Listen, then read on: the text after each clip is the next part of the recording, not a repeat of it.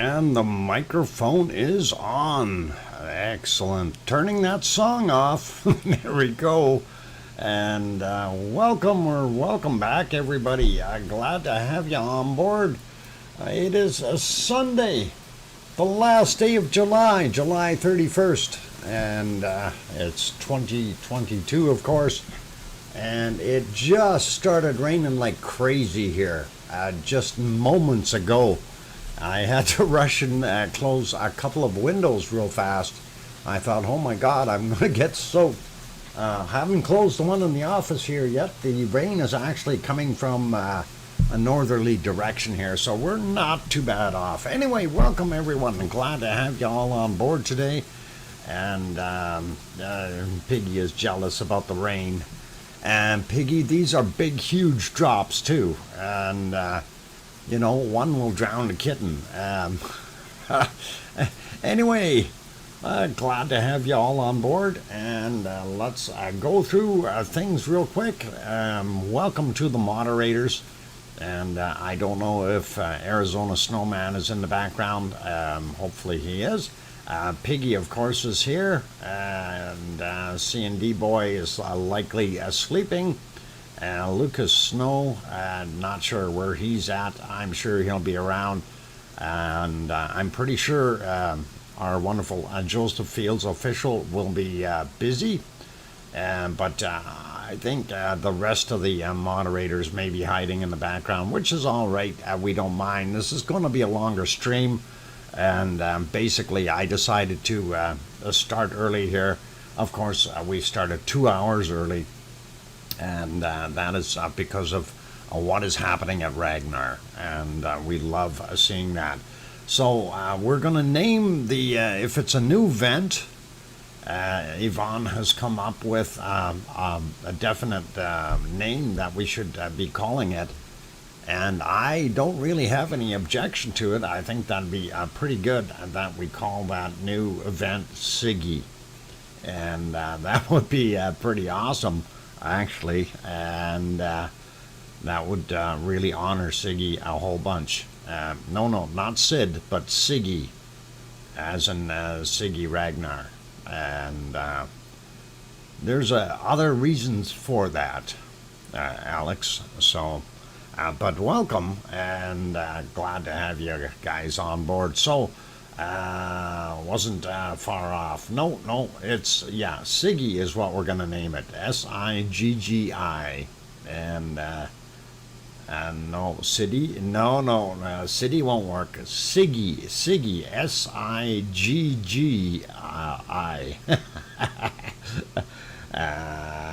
Thirded, Grandma B thirded it. Excellent, Grandma B, thank you. And yes, that is correct, Piggy. And yes, Piggy, we're calling it Siggy. Sidgd? No, Alex, you're close. Just don't poke your head up too high behind K. Lear there. We have sights on you. Oh, Alex Siggy. Oh boy, we're going to give it a first name too? That'd be kind of a chuckle. Man, is that rain ever coming down out there. It's raining buckets and kittens and everything. And it is wonderful. Anyway, as you can see, Ragnar is smoking. And that is awesome to see. And when we are looking at it, I really do enjoy that. And also, the other thing to note right now, not seeing any smoke in this particular screen, but for those who aren't familiar, that is K. Lear back there. This, of course, is Maradalier Valley, and this is where a majority of the earthquakes have been happening, although we have off to the left-hand side here, near Kristevik Lake there are some other kind of a smaller swarm there as well. Rubbing it in, he got rain. Yeah, of course. It keeps the forest fires down and makes things green, Piggy. Oh, hey, Tom Caruso popped in too. Good to see you. Rebecca Patterson also back today. And Aurelio. Wow. Anyway, I should say hi to all of you, and we will go through with that. And I want to mention that Layla was the first person in today, and Layla gets the cookies.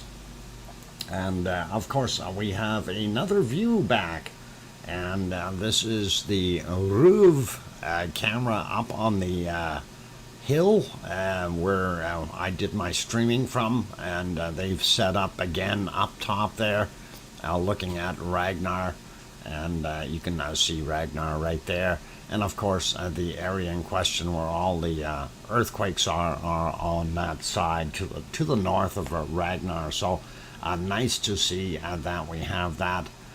Going back to our multi-screen here, we can see the harmonic tremor chart is just going crazy still, and that is very interesting. I'll refresh that just so we have it up to date.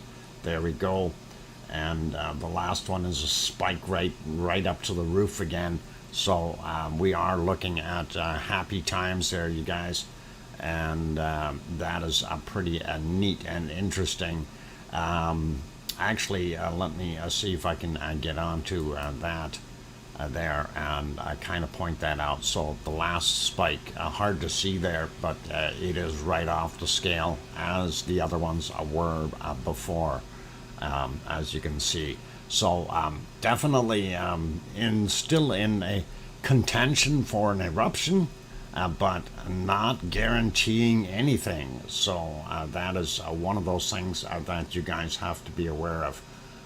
The Swedish beard, yeah, I'm one of the OG ones from the eruption happened last year. I was here early. I seem to remember the Swedish beard, and yep, we're hoping that this thing pops again. So anyway, looking at the harmonic tremor chart, we are way up, and looks like we are back upward on our purple here as well. So hopefully that'll keep climbing the green. I can see up to about here, which is over that 4,000, but we want all three colors to go up and stay over top and keep cooking. That's what we want. We want this thing to pop big time. Anyway, getting over to the earthquake map or chart here. Right now we're back down to 1,684 quakes in the last 24 hours, but we did see it actually peaked at 1,997 quakes for the 24-hour period earlier this morning, but we are on a slight decline, which is all right. We don't mind that. So how different is this chart compared to back in December? Very different. Well, if you're looking at, and I'm assuming you're referring to the harmonic tremor chart, when we looked at it back in December, it was very, very low. So as far as what we're seeing right now, it is just tremendous to see the activity that we're experiencing now. I don't know why you picked December specifically. That's kind of an odd month. It was very quiet back then, so not sure. But that's kind of what we've got going on. You know, it's been since end of last August or September. It really has been very, very quiet, and our action actually in September. Excuse me for a sec. Had to sneeze there, darn it. Anyway, our of course, the when it died out last August / September, that's when things went downhill, and of course, La Palma started up after that. Hey, oh, Mummy of Hamsters throws in a wonderful super chat for $5. Thank you very kindly, oh, Mummy of Hamsters. And I missed what it said because I was too busy reading and yakking. So let's get the lava party started. Thank you, Uncle Doc. And thank you. Glad to have you guys on board. So let's see what happens. Anyway, popping back over to the earthquake chart, that's what we were just looking at and seeing. Thomas P. Wow. Good to have you on board. I haven't seen you for a while. Really big quakes this evening, 4.7. Yep, we see that threes, a bunch of threes. And yeah, we did see that 4.7 in there. And that is right there. A very large earthquake. I'm going to get myself on the right map here, or right screen, and then we want to actually click on that one and see the depth. And this is the interesting part. You take a look at the depth of that 4.7, 1.1 kilometers. So that is absolutely interesting. And when we see that, that is pretty cool. Was up to 5.2 before adjustment down. Yeah, Swedish beard, they do that quite a bit. But I'm happy with a 4.7. That would have shaken a lot of areas, including the capital city. They would have felt it rumbling there. And by the way, hello, Arizona Snowman. Glad to have you on board.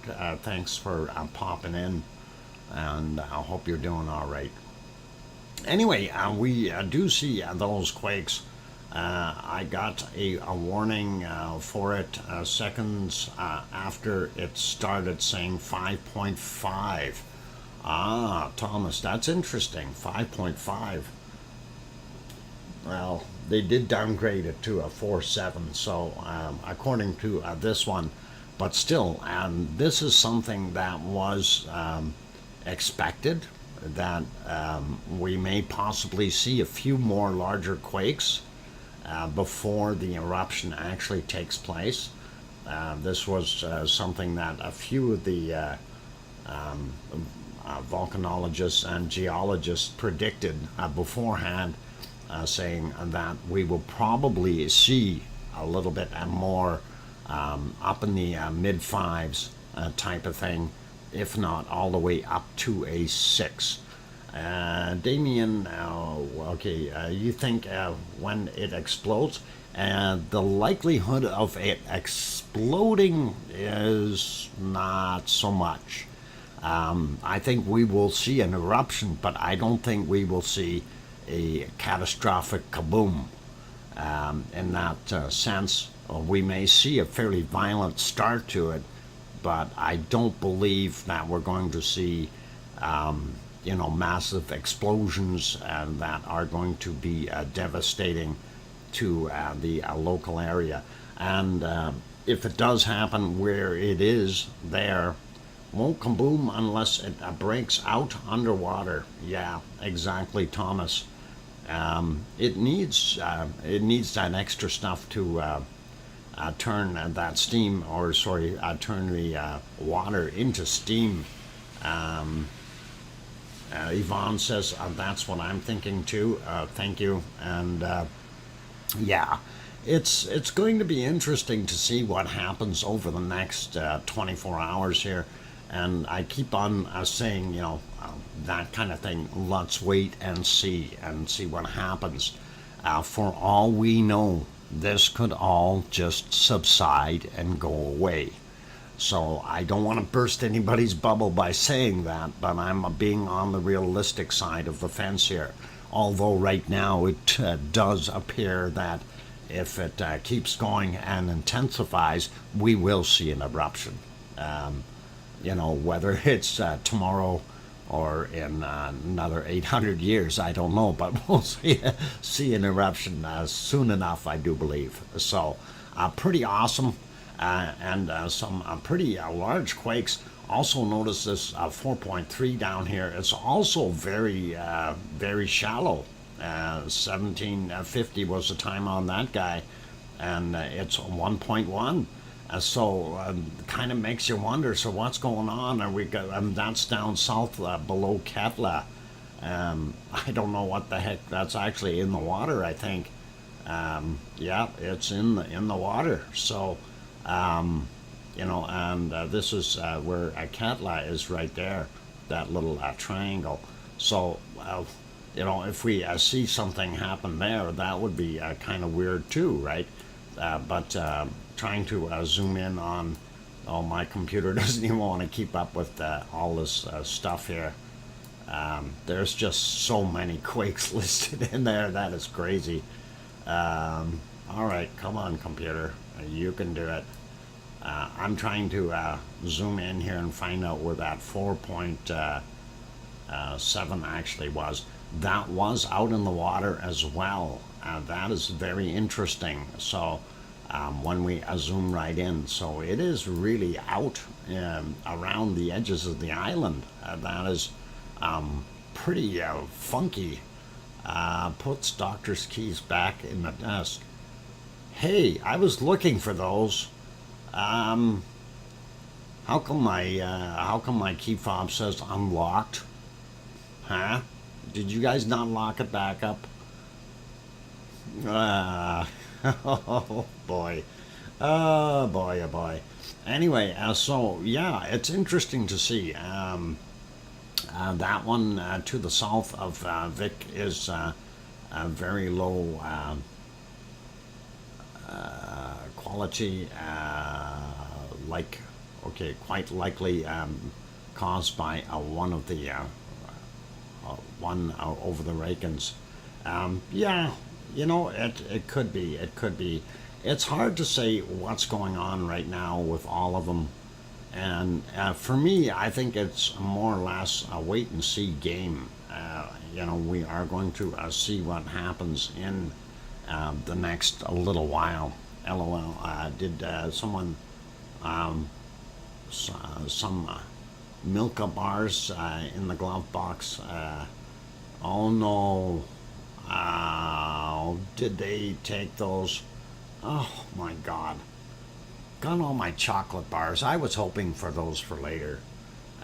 Anyway, can't see if you go away from the computer right now. I don't want to miss if anything pops. Well, hey, yeah, stick around. I'm going to put it back on here for right now. Then we have on the top left, that is RUV.is RUV. They're shot from up on top of the ridge where I did my a live stream from last year when I was there. So that camera is in probably right where I probably would have walked right past it. I did walk past it, never mind, would have. I did. Just like those people that are going there now. Anyway, at top right, of course, is Ragnar itself, and you can definitely see the smoke. And then we've got our wonderful charts down on the bottom there. Left side is the harmonic tremor chart, right side is the earthquake. So that's what we are seeing right now, you guys, and that is pretty awesome. Anyway, I did say I wanted to say hello to everyone, and I'm going to run through, and we'll start out with hi to Lizoid and Juliet, and let's see, Layla was actually the one that got cookies today, so I better give her her cookies before I forget. And I think that's it.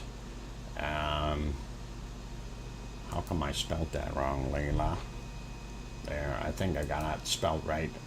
Anyway, there we go. I should have cookies. Okay, and welcome to Sandra Mulgers, and who else? Lizoid. We got Kevin Haynes. Welcome on board. And Yvonne Kunkel is here. Juliet, we got Damien WK. Welcome. Lizoid is here. Dave, the Super Kitty, or Gemma, the Super Kitty, also here.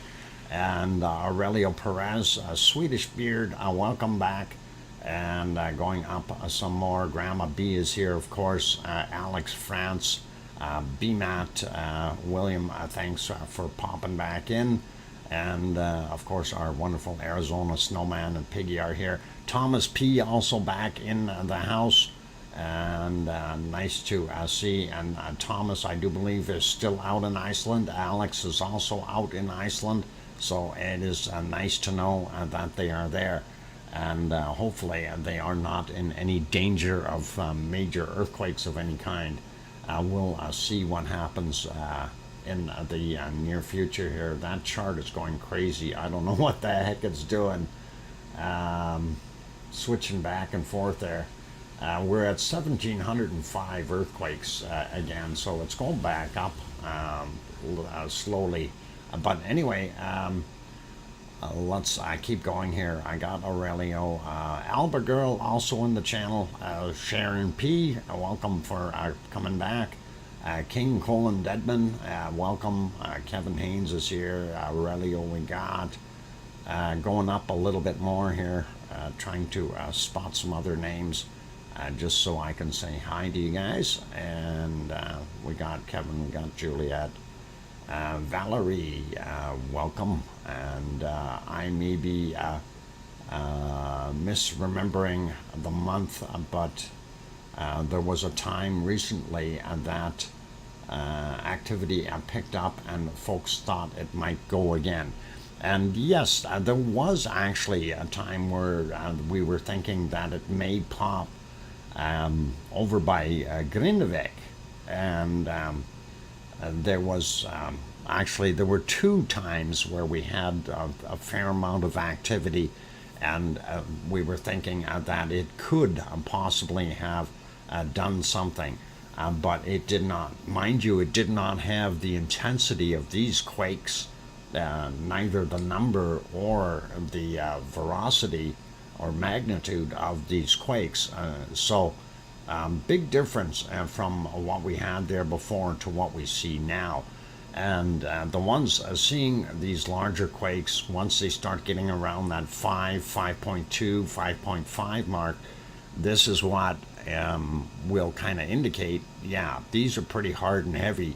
The likelihood of an eruption is there. So anyway, going up a little bit more, Tom Caruso also in the channel. Welcome, Tom.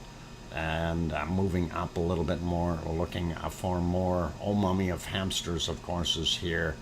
And thank you. And going up a little bit further, looking for other ones. Henry Nelson, welcome back. And who else we got? BMAT we got. Alba Girl we got. Tom we got. Okay. Sliding up here. Sandra Mulgers. We've got... by the way, we've got a thunderstorm here, so if you hear things rumbling, that is outside. It's not my stomach. My stomach's actually full. I had a good lunch.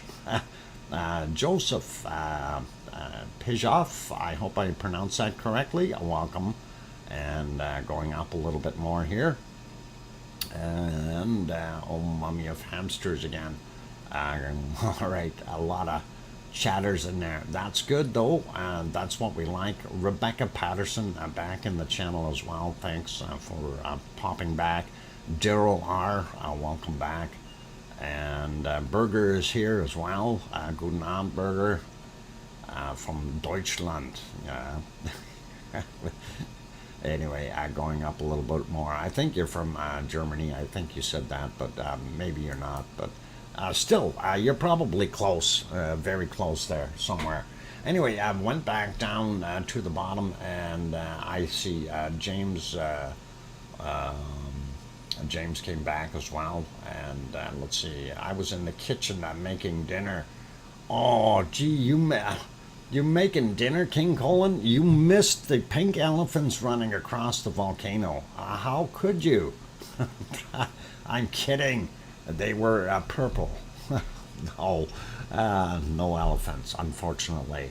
And all good. So, hey, that's fantastic. And we are seeing a wonderful activity here, of course. So, okay, the I in burger is pronounced as English E. E. Beger? Okay. The English E, a short E or a long E? Berger. Beger.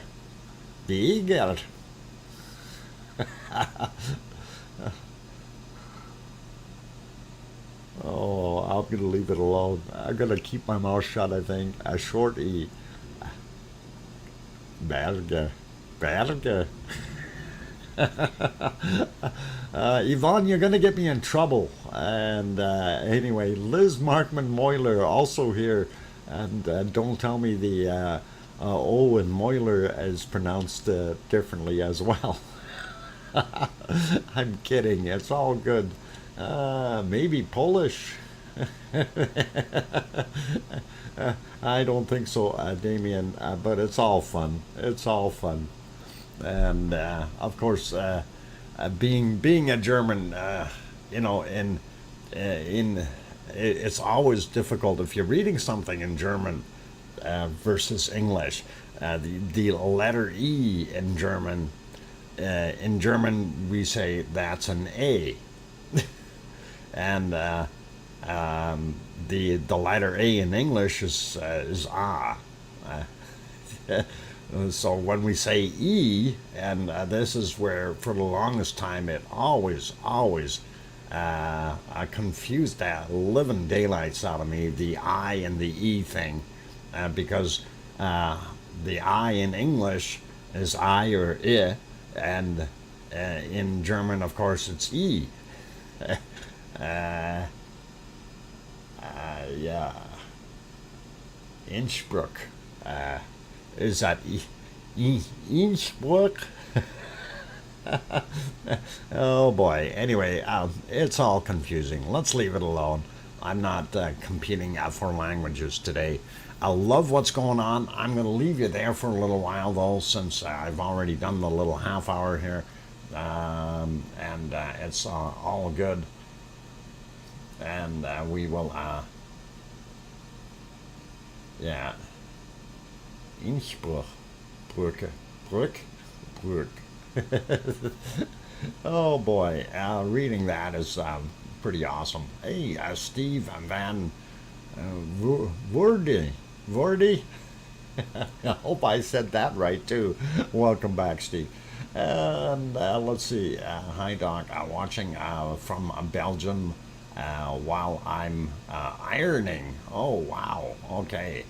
And yeah, just don't burn anything, or you'll have lava of a different kind. Anyway. Another fellow countryman there for Birger.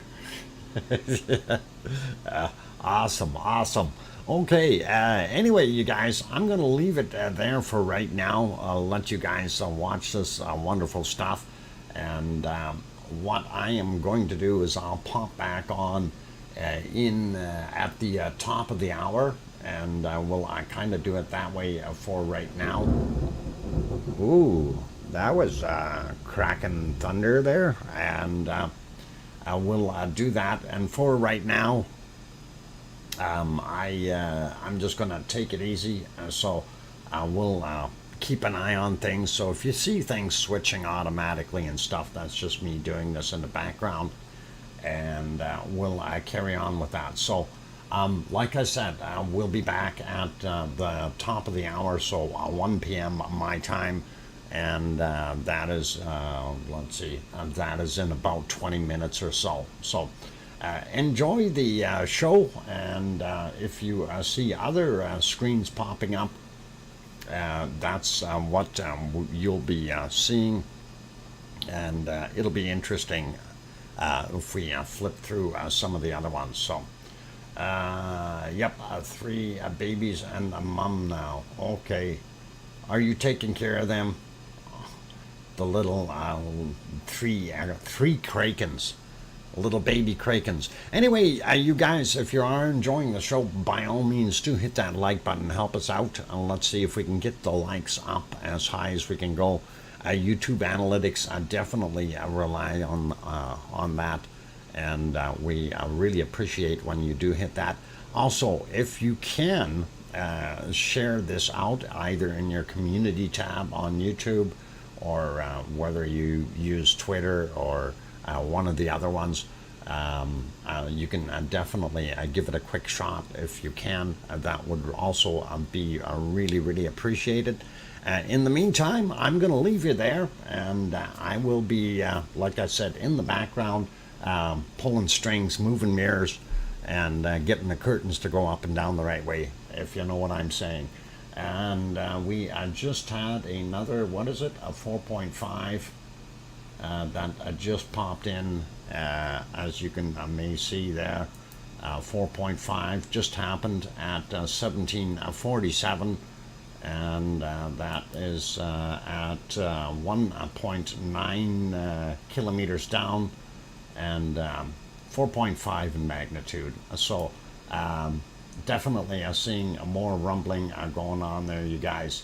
And we'll keep an eye on things, and things are shaking. So Alex, actually, let me know if you felt that 4.5. That's a little further away from you, but would be interesting. Did a dock start early today? Yes, by 2 hours, Sue. Started 2 hours early, and I am going to take a long break here, and I will come back at the top of the hour. So don't go away, you guys, and be good, keep smiling, and play nice. And like I say, I'll be changing things in the background here, so we'll be okay with that. So don't go away, you guys. Enjoy it, and I will be back. And keep on hitting that like button. We love that. And be good. Here comes some music, hopefully. Share it on Facebook. Thank you, Piggy. That is awesome. And there we go. Music's back on. It's not the same, quite the same as yesterday, but most of it is. So we'll see. Enjoy. Talk to you later.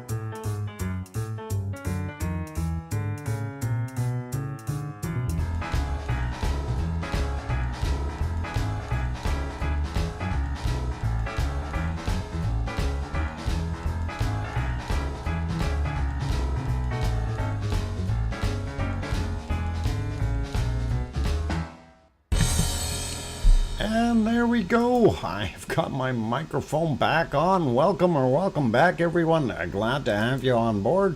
I'm your host, DrFox2000, here in Edmonton, Alberta, Canada. And of course, what we are watching is the wonderful Ragnar smoking and cooking up a storm here, hoping that we're going to see some lava in the very near future. Before or just as I went and took my break there, we had another very large earthquake, 5.56, and that number is bounced up and down a little bit to a 5.9, then a 5.25 now, 5.6, 5.5. So well above 5, though, put it that way. And that is what we see, and that is definitely a fair-sized quake. This is the type of stuff that we are looking for if we want to see this volcano start up again. These are exactly what we need. And if we see a few more of those, we may see an eruption happen. It may not be right in Ragnar. It may be on one of the other fissures. For all we know, it could be flow that goes off. So these are possibilities, you guys, and kind of leaving you know that. Biggest quake since I've been in Iceland, for sure. All right, Alex, and you did feel that one, eh? That 5.5, whatever it was. I'm assuming you felt it. That would have been pretty awesome and neat to actually see on the camera while it was shaking, and I didn't notice. Oh, he says, heck yeah. All right. It might be advisable to clear all your valuables off the high spots and stuff. Anyway, I got to do some writing here. Linda threw in a super chat. Thank you, Linda, for the $5 super chat. Following Lisa's lead. That is awesome. Thank you kindly for that. Also, we had another super chat from Daryl R. Just following Lisa and Linda. Okay, Daryl, that is awesome, and I appreciate that, you guys. I really do. That is very, very cool. And then after that, we had a Sharon Stewart throws in a $10 super chat as well. And thank you kindly, Sharon. And I will write that down too. And get it all on the list here. Thank you kindly. You guys are awesome. And I do appreciate that wonderful support. And that it really does help. If flow goes, we have... What? If flow goes... we have a spaghetti again. Oh boy. Spaghetti, huh? Is that what's going on? That would be interesting. And a different type of a meal, I guess. You mean I gotta cook spaghetti if flow goes? Wow. Anyway, that is what we're seeing on screen right now, of course, is Ragnar in Iceland, and that is kind of the hot spot today. I do want to take you away from Iceland here for a few minutes, so let's go around the world to other places. I know my show really doesn't start till 2 p.m., but we will continue for lava and mining. Oh, thanks, Perfectibility, Brian. Perfectibility 999. There we go. That's a long name to write. $2 super chat. Thank you very kindly, Brian. And that is awesome and really cool. Anyway, 2300 on your end. Yep, 2300 for Piggy right now.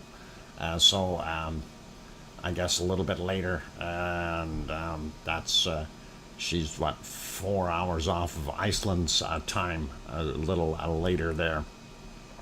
Anyway, what we do see though, Ragnar smoking quite a bit, and you can see very evident of what's coming out of there, and self-explanatory, you guys. So that is pretty cool. If we go over to the other shots, real quick before we zip off into other places here, just to kind of see. This is the RUV or RUV cam up on the ridge where I did my original streaming from while I was there in Iceland. And in the foreground, you've got upper or southern Meridalia, and you can see Ragnar right over there without any problem. And the area that most of the quakes are in are up in here, but we are seeing literally quakes everywhere. So you name it, it's happening all over the place. But majority of them were up in that area, and that is really cool. Okay, we see that one on there. The other view, of course, that we've got is not that one, this one, and that is MBL's cam, and that is looking at Lear out here, but it also shows Meridalia. And again, this is the area where we have the quakes, a majority of them, and that is kind of the area that we're looking for. I wish this camera was over just a little bit more rather than seeing so much over here. I wish they would have it turn just a tad bit, because I want to see flow, and flow is just on that side. So maybe somebody can give them a phone call and tell them to move it just a little bit to the west, and that would be really cool. Hint, Alex, hint. I'm kidding. No, it's all right. You don't need to. But it would be nice if we can get it moved over just a smidgen. It really would. And let me fix that up. It's, again, a very low resolution for some reason, and keeps happening there. That's better. Higher quality now. All right, Claire is here. Welcome, Claire. Glad to have you on board. Jairus also made it in. Good to see you. Isn't it a year now since you were there?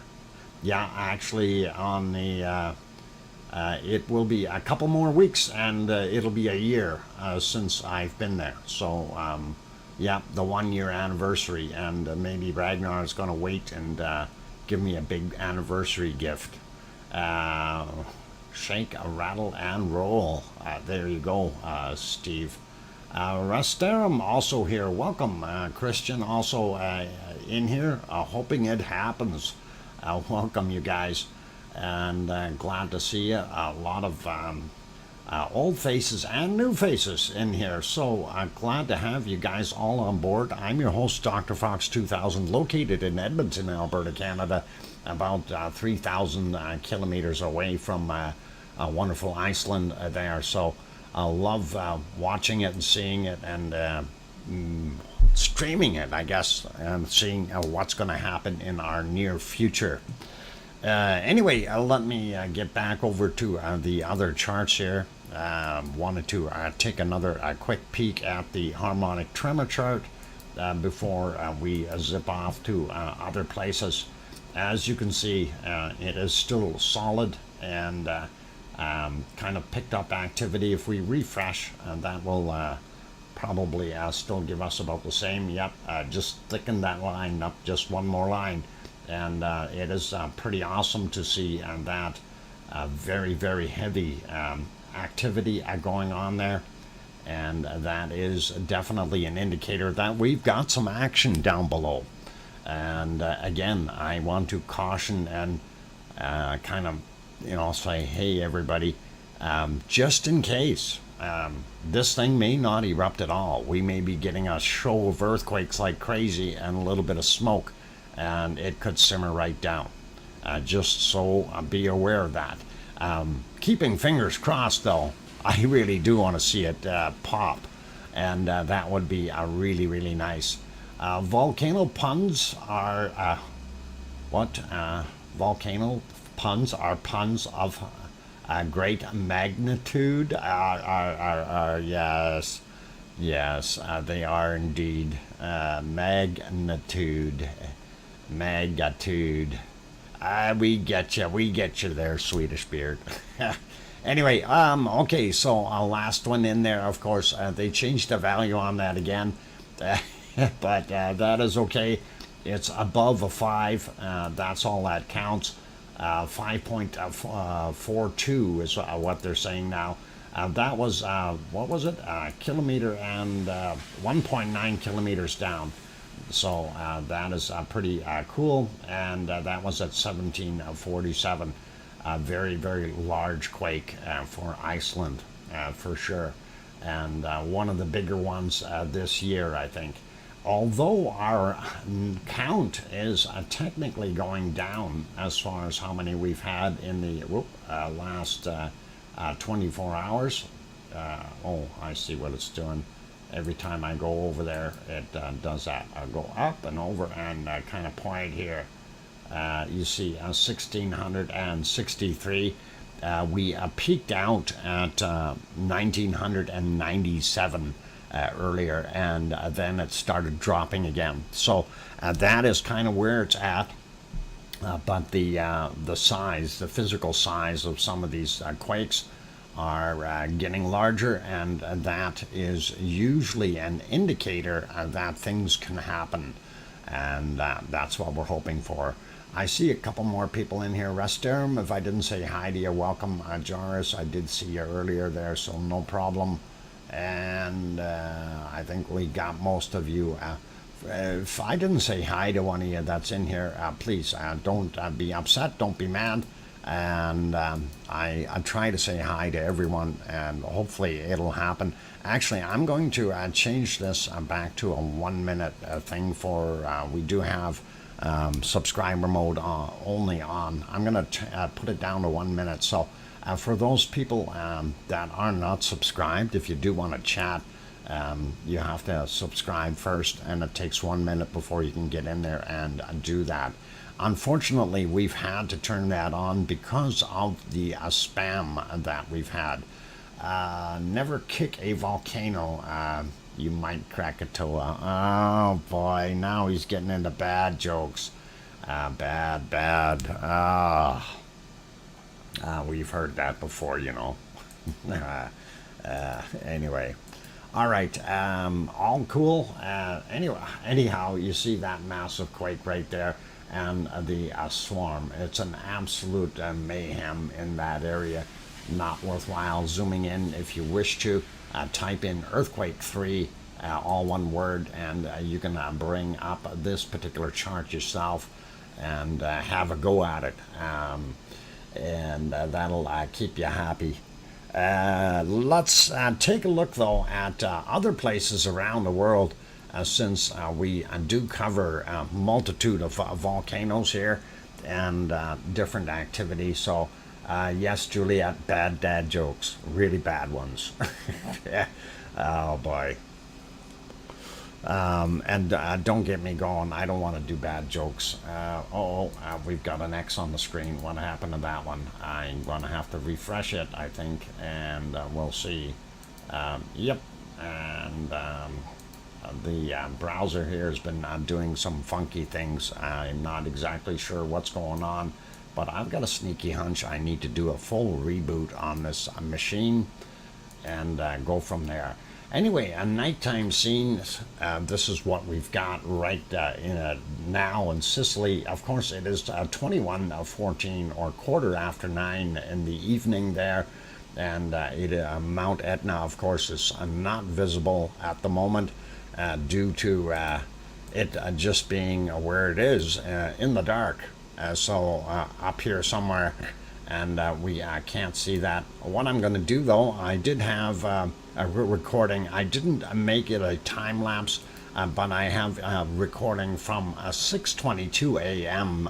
Sicily time, and that is it playing in a real-time mode. But from 6:22 a.m. You can see that beautiful golden sunrise. And one of the things I noticed, just looking at that, down in the forefront on that small hill that we've got right there in the middle, you can see how brown those trees have become. And I hope those poor guys get some rain. I really, really do. What do you call a volcano who watches a TV all the time? Inactive. Oh boy, inactive. I would have never figured that one out. All right, bad dad jokes. Hola, I just realized I wasn't subscribed. Sorry for that. Since I looked at your videos and Rag and Canary Islands was erupting. Can you change the depth of 25 kilometers to 1 to 3 kilometers for for more intense quakes? Well, changing the depth of the quake, actually it depends on what you've got for ground structure as far as changing the depth. Sometimes a quake 25 kilometers down can be more intense than a quake that is only 2 kilometers down. And the reason I say that is depending on where you are and the ground surface or structure, it can act in a way as a kind of an amplification shell, depending on where it's sitting. And I'm going to give you an example. Mexico City, as an example, it is sitting on an old caldera, and that is basically an old hardened bowl that has filled in, and that rock around the outsides of it is very hard, very solid.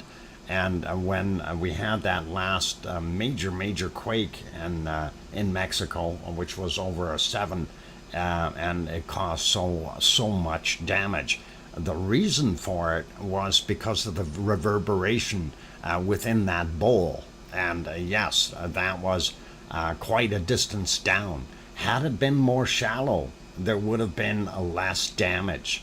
And this is something that we really kind of have to look at sometimes. So you have to evaluate, what the structure is where the earthquake is happening. That medium is what's going to transmit the seismic waves or shock. And if you have a softer material and no hard shells around it, it will dissipate and be absorbed a lot quicker. Whereas if you have hardened material in those areas, you can have some really nasty quakes. And that sound, those waves will bounce across and come back and give you a second and third and fourth wave. Typically, you get one off of a ripple, if you will, from the epicenter. And when those go out and bounce back, now you've got multiple waves coming from different directions, just like in a pond where it finally hits the edging. So it is really pretty neat. On the map you show on your screen, if there are more shallow ones, then it is more interesting for. More, I know. Again, it depends on how deep these things are, Ola. The shallower ones aren't the ones that are going to show whether or not we're really going to have an eruption. It's going to indicate whether we have magma movement up, and that would be the smaller quakes coming up. But yeah, I think I do understand what you're referring to, and that is, if we see them, that would be interesting. I'll work on trying to filter that a little bit so we can see it, but we want to see the entirety of the quake populace, and we can now always work on that on the other one to see what the shallower ones were. Anyway, that is the end of that video from this morning, and that looked pretty good. Everything else in Sicily is pretty much the status quo. It's quiet, it's easygoing, nothing too major, and we're not going to panic or worry about anything there. Let's carry on and move on here. Going to pop over to the Azores, and of course Azore Islands, and a daytime shot. We are on the island of Sao Jorge, or if you're Spanish, Sao Jorge. if I said it correctly. Anyway, on the island of St. George, we see the other island across the way there. That is Pico Island. It's about 18 kilometers across the strait here to get over to Pico Island. And if you're looking in the back corner there, you see a little bit of Fayal Island. And we do have the other scenes here. I just got to get on the right screen. And where's the right screen? Holy mackerel, somebody moved my screens. There they are. Yeah, I've got that problem. Anyway, looks like the water is very calm today. We're not seeing very much splashing here in the bottom of the little Horseshoe Cove, and that is pretty neat to see. There's our wonderful rock. We see no white water around it either, so very, very calm in the waters. And again, that is looking out from St. George Island. And there's the other harbor, different harbor further to the east, and we can see that it is pretty calm looking, and a very nice day there. Looking at earthquakes for there, we do see that we have 3 of them on the list today, and we have a 1.6 from 7:13 this morning. We have a 1.5 from 14:13 this afternoon, and we also have a 1.9 from 14:50, and that is what we are seeing there. So that is pretty cool, pretty interesting. Going to the other map, I'm going to refresh it here so we can see what is going on. There are several other quakes in the area as well, and we did want to hit on those. And actually, if I go down here and just zoom out a little bit, just to give you a better idea where you are, there's the country of Portugal and Spain. There's Ireland, of course. There's your mid-Atlantic ridge, and then this is more along the lines of where the divider is between the Eurasian plate and the African plate, and that St. George, or the Azores in general, they are kind of in a no man's land of where the plates are being pulled apart, and those things are growing as far as the island areas are concerned. So possibly our new continent of Atlantis will show up here eventually. I don't know if that'll happen. I'm not going to be around in like 5 million years to eat my words, so I'm not going to worry about it. Anyway, we do see this one here 2 hours and 33 minutes ago, 2.4 in magnitude, and that is out on one of the ridges there. Then we also see this guy, 2.4 from 4 hours ago, and that is west of Fayal Island.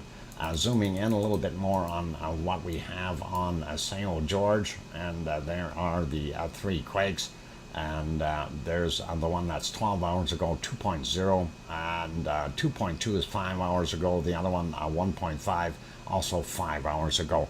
That is what we are seeing. There is a big high pressure above the Azores, and that's why the seas, the calm seas. Okay, well, that is awesome, and that'll explain the clear skies that they're seeing, and the sunshine. That's kind of something that we don't see there a lot. Anyway, looking at the earthquakes, you can see they've got some different values on them, but those are the 2 in the water that we don't really worry about. And then the other ones here, St. George, 9 kilometers down for that 2.2. The 2.0 is 10 kilometers down, and the 1.5 is a surface quake.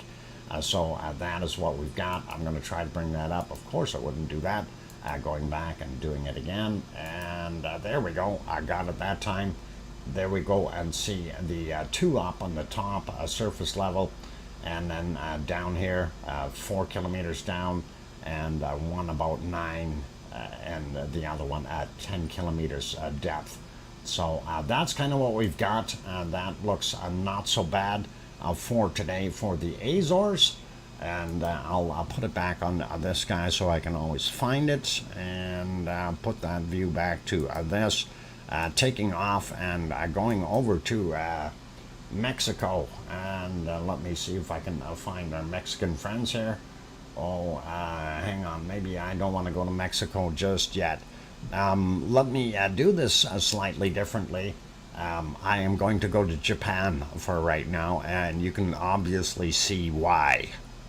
As you see on the screen, Sakurajima is erupting right now, and it is throwing out a very large plume of black, and I even see a small spot there, right about there. I don't know if that's lit up lava or something, but we are definitely seeing a very large eruption happening there, and the smoke is kind of heading a slightly different direction than it normally does.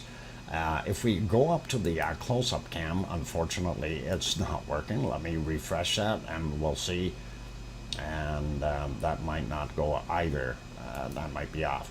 This is the other one where our longer range shot, we typically see what's going on, but it's too dark yet there. It is 4:27 in the morning, and that is of course what we are seeing there at Sakurajima in Japan. Let's see if that loaded up. It's buffering. I don't know why, but yeah, very hard. You can see the outline of the crater there, but it is still buffering. I'm going to try refreshing again and see what happens. Maybe it will come back to life, maybe it won't. And I don't think we're getting anywhere with it. Anyway, while that's happening, just kind of having a quick peek here, and yep, we definitely see that it is doing what it is doing. And let's see. Okay, I don't believe. Oh yeah, it came back with a very close up shot. We don't see any lava though in here, unfortunately. So that is what we've got. Yeah, it's not quite not throwing out lava, you guys. I wish it was.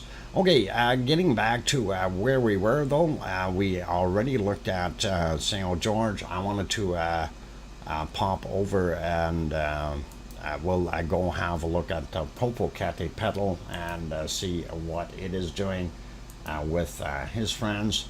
Again, the system here is knocking my resolution down very quickly for some reason. Anyway, going back a little bit in time so we can actually see this. This is about 4 hours ago at 9:42 a.m. Looks very, very nice there. Snow is melting on top of Popocatépetl, but we do see some pluming up top. Not a heck of a lot, but that's what it is. Going to some of the other views, again, buried in the clouds right now, but if we go back, and this is earlier, 4.5 hours ago, and that's one of the other angles. Snow is probably going to melt off quite a bit, but it got cloudy for the most part for those guys, and we couldn't see a heck of a lot. This is earlier. This is at about 6.5 hours ago on a different view, and that's the opposite side, so you can see where that plume is actually going, and looking not too bad. We'll put that back on live. That's what it looks like right now. Very big fluffy white clouds happening, and that is cool and awesome, and probably some rain down on the bottom underneath those. Dihydrogen monoxide coming out in all shapes and sizes, I bet. Anyway, that is not quite on live, but that's okay. I'm sure it's clouded out. This is back about 4 hours and 38 minutes ago. We can see this is Fuego de Colima, or El Volcán de Colima, south of Guadalajara, Mexico. And we are not seeing anything popping out right now, even if we go back another hour or so. It's being very quiet. I'm going to leave that guy be, putting him back to live. Of course, we can't see him because he's in the clouds. They do still have a lot of storm system down there.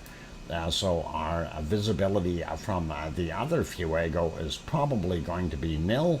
We'll take a look and see if perhaps in the wee hours of the morning we could see something, but no guarantees, you guys.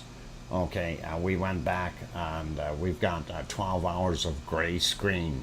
Unfortunately, we are not going to see Fuego in Guatemala, and that is too bad today. We'll try back later, and hopefully we'll catch a minute or two.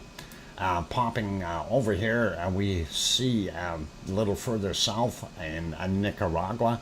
This is Tolica. Of course, these are still shots, and you can see Tolica is definitely off-gassing fairly heavily today. And again, that is in Nicaragua. Moving on, another one in Nicaragua is Momotombo, and Momotombo yesterday shorted us our picture. Today it gave us 2/3 of the picture, or 3/4, but at least it shows us the business end, and there it is. It is smoking, doing its thing, and the rest of the cone is just kind of sitting there. Anyway, I love it. Okay, moving on. One more in Nicaragua, and that guy's taking a little bit easier here today on the Sunday, and that is Messiah. Messiah volcano, of course, doing its thing. It has been quite active, and we used to have a shot that we could see right down into the lava chamber, but they took that camera. I don't know if they took it away or if it got cooked or what happened to it. I should go on the hunt and see if they got it going again. But you do see some pluming coming out of here, some very light colored smoke today, which is kind of neat, and we'll see what happens. SEE? No. What?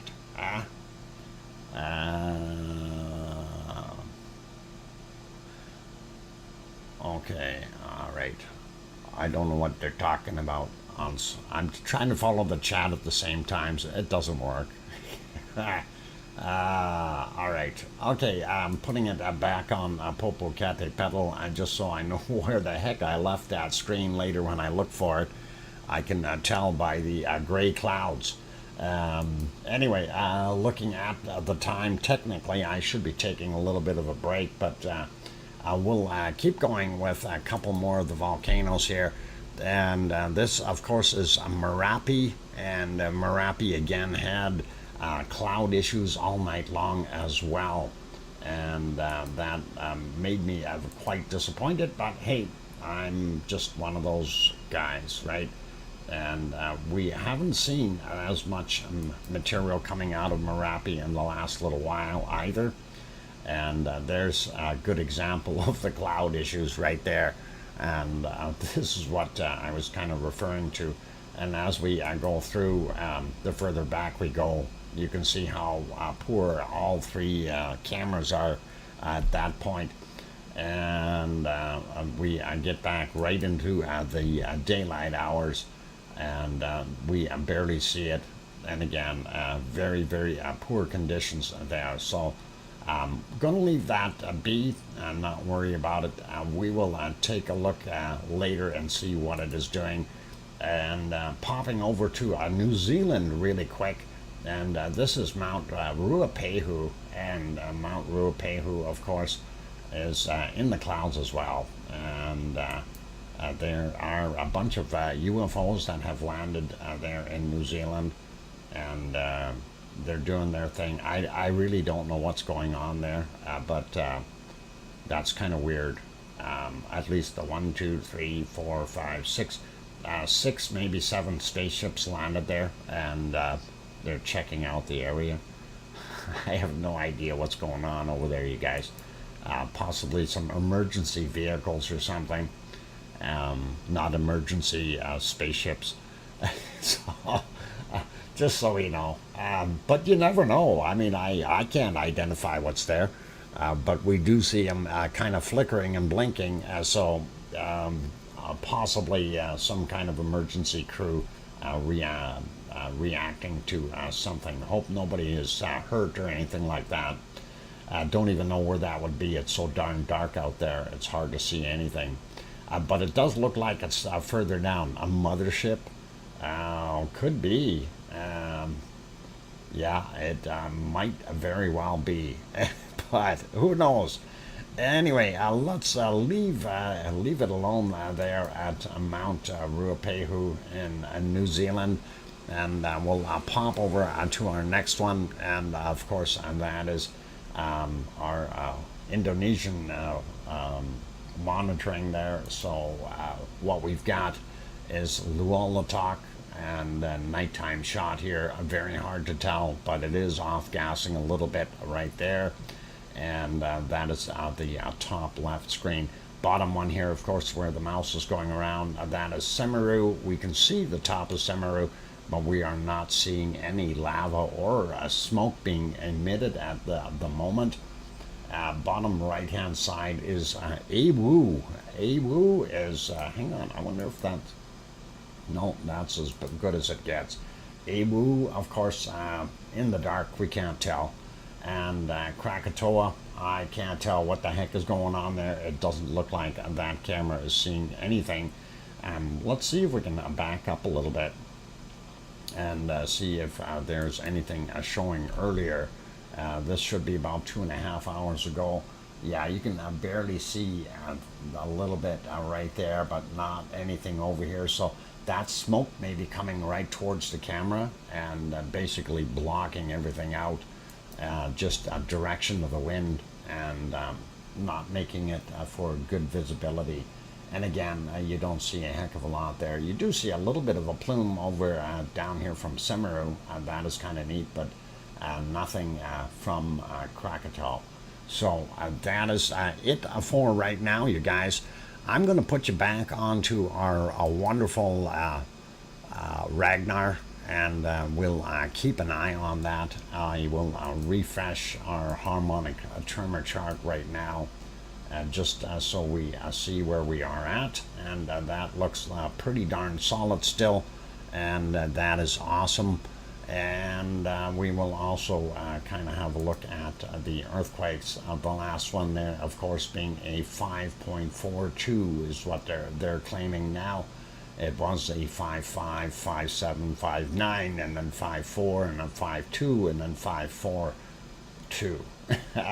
So anyway, hopefully they figured it out, but 5.4 regardless is a fair size quake, and I am sure that everyone in the area felt the rumblings.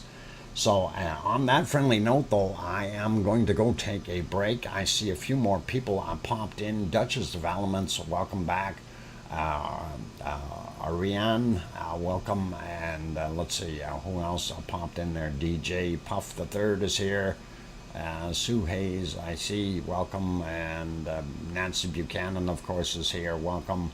And who else did I happen to miss? I'm just looking. I got Hermione earlier. And I think we are good with names for right now. If I didn't say hi to you, I'll welcome anyway, and hopefully I will catch you somewhere along the way. There's Trevor, Wonky Donkey, and Wormhand is also in the channel. Welcome, you guys. Don't forget to bop that like button. I am going to go for a quick break. Scott Hartman, welcome. Glad to see you again as well. And that is all cool, and there we go. So be good, you guys. Keep smiling, and we will continue our coverage of what's going on in Iceland as well as other volcanoes around the world.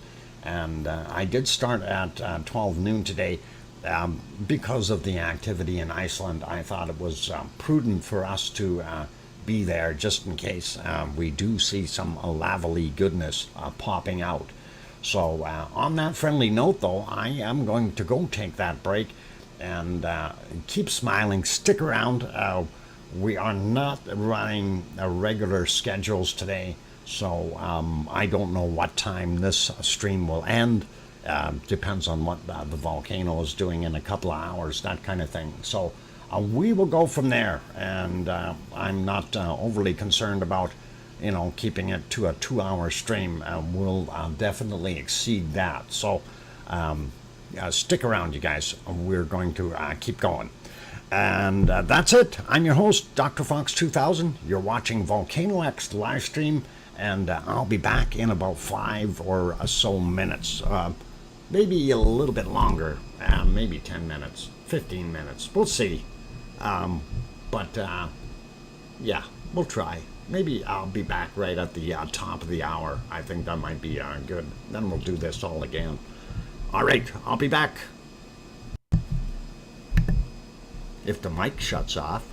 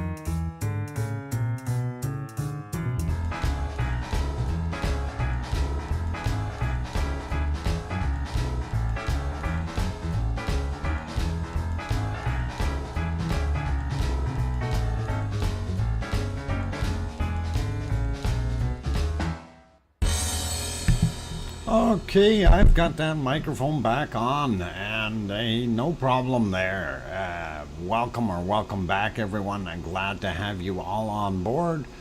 And yep, we're definitely seeing that wonderful Ragnar continuing to smoke, and that is awesome. BMAT says 5x5. Thanks, BMAT.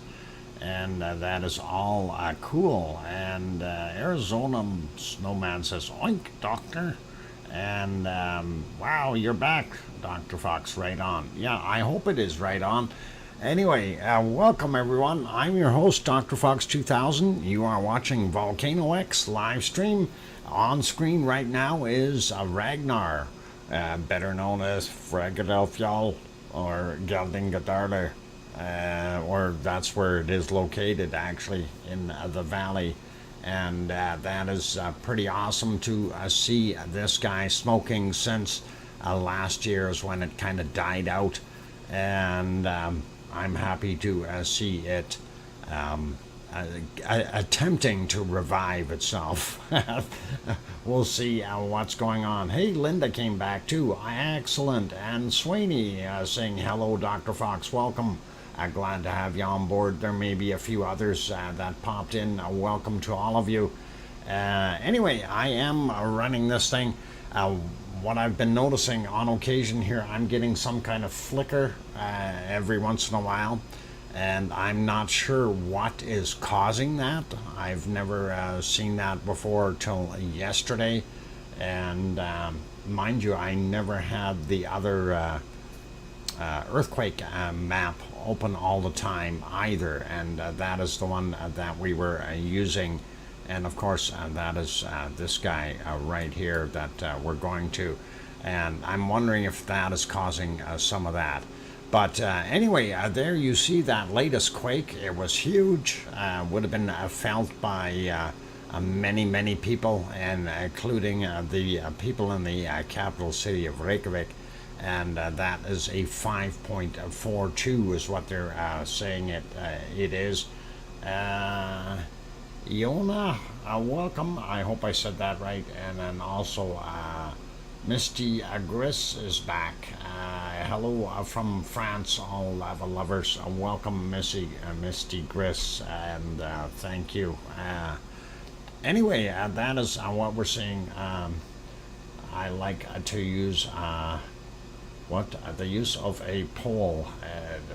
I like the use of a pole. You want to use the pole? What kind of pole would you want to put down there, Tom? I think our optimistic people are thinking it's not going to erupt today if you're talking about the pole that's up on the top. Anyway, that is pretty cool. People are thinking no eruption today. Keeping fingers crossed. We never know what's going to happen, and it's going to be interesting. It really is. I'm not certain that we have been seeing lava coming up high enough for us to get something happening. We are still seeing them at very deep areas, although we are seeing some of them come up very high as well. You know, when we see 2.1 or 1.8, something like that, happening in the Kalir area there, or as we see on the chart, it gets interesting. I see some 2.8s, so we are past that 3 kilometer mark, and you know, it's slowly coming up. So is it going to take a day yet? Possibly. I remember last time we had these major swarms out in that same area or to the north a little bit more, and then all of a sudden everything went quiet, or very seemed to be going quiet, and all of a sudden we have a volcano. So that is one of those things. When Ragnar erupted, they had over 20,000 quakes before. Nowhere near that yet. Well, Linda, they also didn't have any big ones, and you know, once you start getting over that 5 mark, that's something that we do have to consider and keep in mind. Is it possible that the larger quakes are going to shake things loose and make it go? Or is it possible that the larger quakes are going to hinder us? And 5.2 was the biggest last time. Thanks, Alex. So this could be interesting and definitely open for discussion. It's really amazing to see at the moment 5.4 biggest today. Yep. And there is and it's still ongoing activity, you guys. That's the obvious thing. So and that is pretty wild. All right, so anyway, let's pop around. We do want to take a look over at what is happening at Sakurajima. Haven't seen too much of it, so we want to pay attention and see how much it is erupting. I gotta see which screen I've got up there so I can find it. There we go.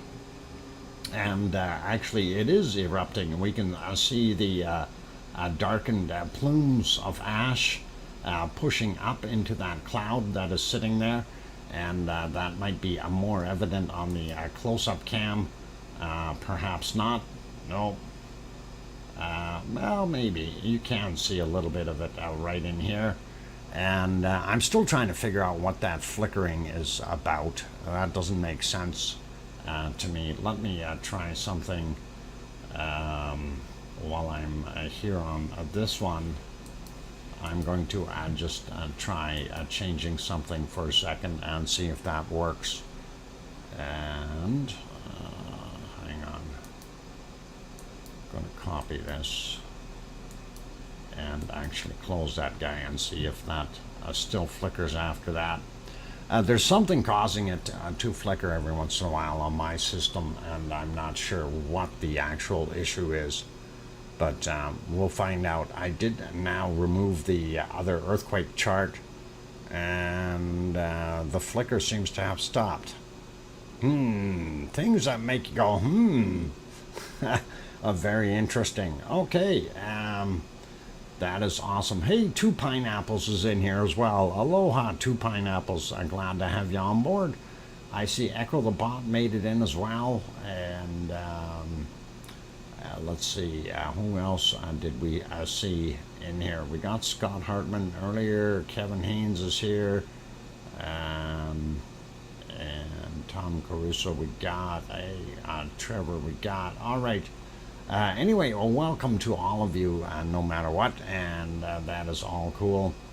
And yeah, I seem to have deleted that other page for now, and it seems to be a little bit more stable, I think. But we'll see if it flickers too much here. I think I still see a little bit of flickering every now and again, so I'm wondering what the heck is going on. Anyway, there you can see that a little bit right there. So we are seeing the occasional eruption still pushing material out of Sakurajima in Japan. And of course, for all those who need to know, the ice cream boat is there. It's very early in the morning. It's only 5:23 in the morning there. So if you want ice cream, you're going to feel a little cold. Should have a hot coffee and an ice cream, or maybe a hot chocolate and an ice cream. That would work, and that is pretty good. Anyway, there you go. Running through the other ones, Mount Fuji early in the morning. There you go, is pretty nice looking. And again, I'm so saddened that there's no snow on it, and I wish there was. Really, I wish there was. Okay, anyway, moving on. There is ASO. ASO in Japan, apparently not having, and I see my flickering is back, so it wasn't that other page. Anyway, there we see ASO. Well, we don't see ASO. It's in the clouds. It should be right in there where that wonderful cloud is. I like the way that cloud just cuts off right there, right where we want to see. And that's kind of neat. But that's looking pretty awesome. It is raining up there, and I'm not going to worry about it. moving on, here's our next or last one for Japan. And of course, we can see that off-gassing somewhat here as well. And this is Suwa no Shijima, and that is in one of the southern islands below the main body of Japan there. And it is, there's people living on the island, of course, but there's still quite a very active volcano there. So that is what we are seeing.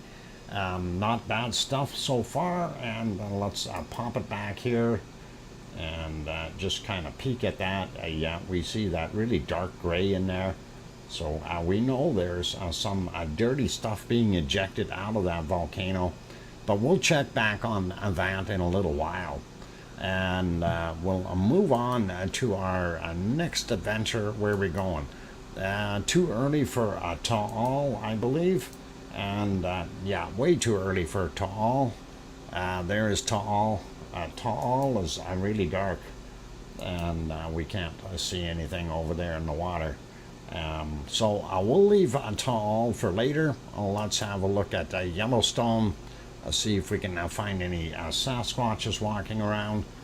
And hopefully there's one or two or three. And yeah, there it is.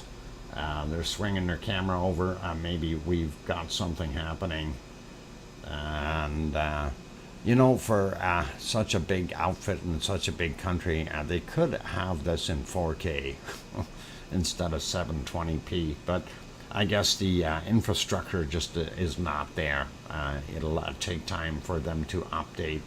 Hey, EC is here. Welcome, EC. And I also see Mona Alfano. Welcome. Glad to have you guys on board. Sherry Hewitt is also here. Good afternoon, Sherry, or evening. And Anna Wallner says, I am so too. I see you, Anna Wallner, and thank you for getting membership. And that was very awesome and kind of you. Help out and support the stream. Very nice. Yep, your tax dollars at work is what Linda says. Yeah, I know. You know, they'll pay $10,000 for a hammer, but they don't want to put in new cables and cameras for something like Yellowstone. I'm kidding. Never mind. Anyway, Yellowstone Park looking pretty awesome there, but it's still early, and well, actually, not that early. There should be a few more people there, but I don't think it's the greatest of viewing days. Probably a lot of people on holidays doing other things, enjoying their weekend, and we're all good that way. Anyway, let's mosey on, and we'll pop over to. Oh, hang on, I didn't want to go here, but while we're here, let's just look real quick, and I see it. And I see the one that keeps flickering, and I'm actually going to delete that for right now. That is this one here. And I'm going to bookmark it. And then I am going to delete that one and see if it continues to flicker. And we'll do that. Okay, we'll see what happens here in the near future, I guess. All right, getting over to what's on the screen, and let's pop over to Hawaii. There we go. Get rid of the banner, and we will straighten out the size of the screen. There we go. This is from yesterday. That is from 1856 is the time on it. And of course, that is our wonderful lava pond within Kilauea's crater.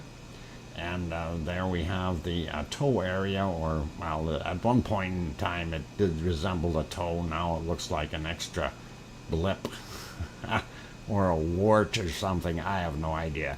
Anyway, that's what we're seeing right there. If we refresh that, that'll give us a newer a view of what we've got going on today. And yes, I was right. That back corner here has broken out a little bit, and we are seeing a little bit more squared off corner here now.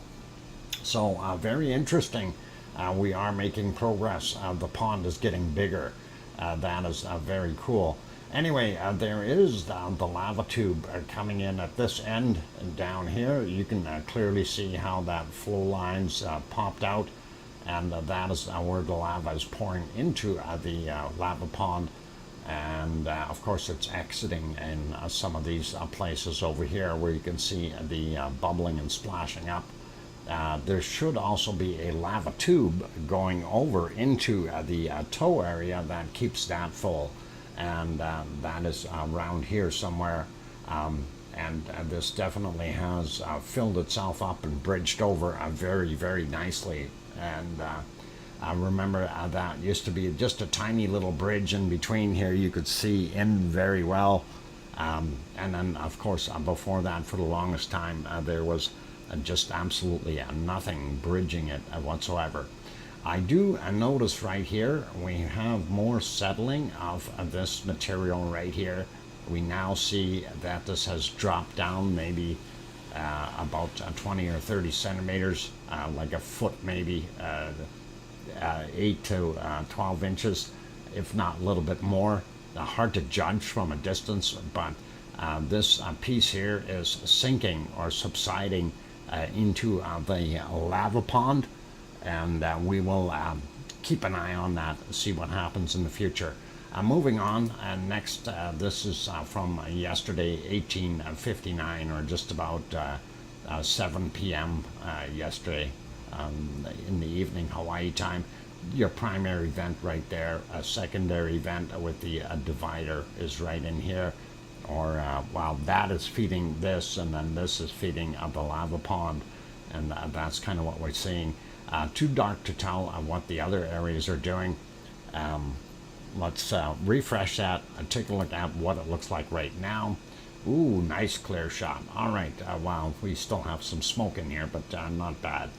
Primary vent there, that's that little hornito right there. And then the lava tube is buried underneath there. We don't see where it is going, but it does feed into this wonderful lava pond. And there's your toe over there smoking a little bit as well.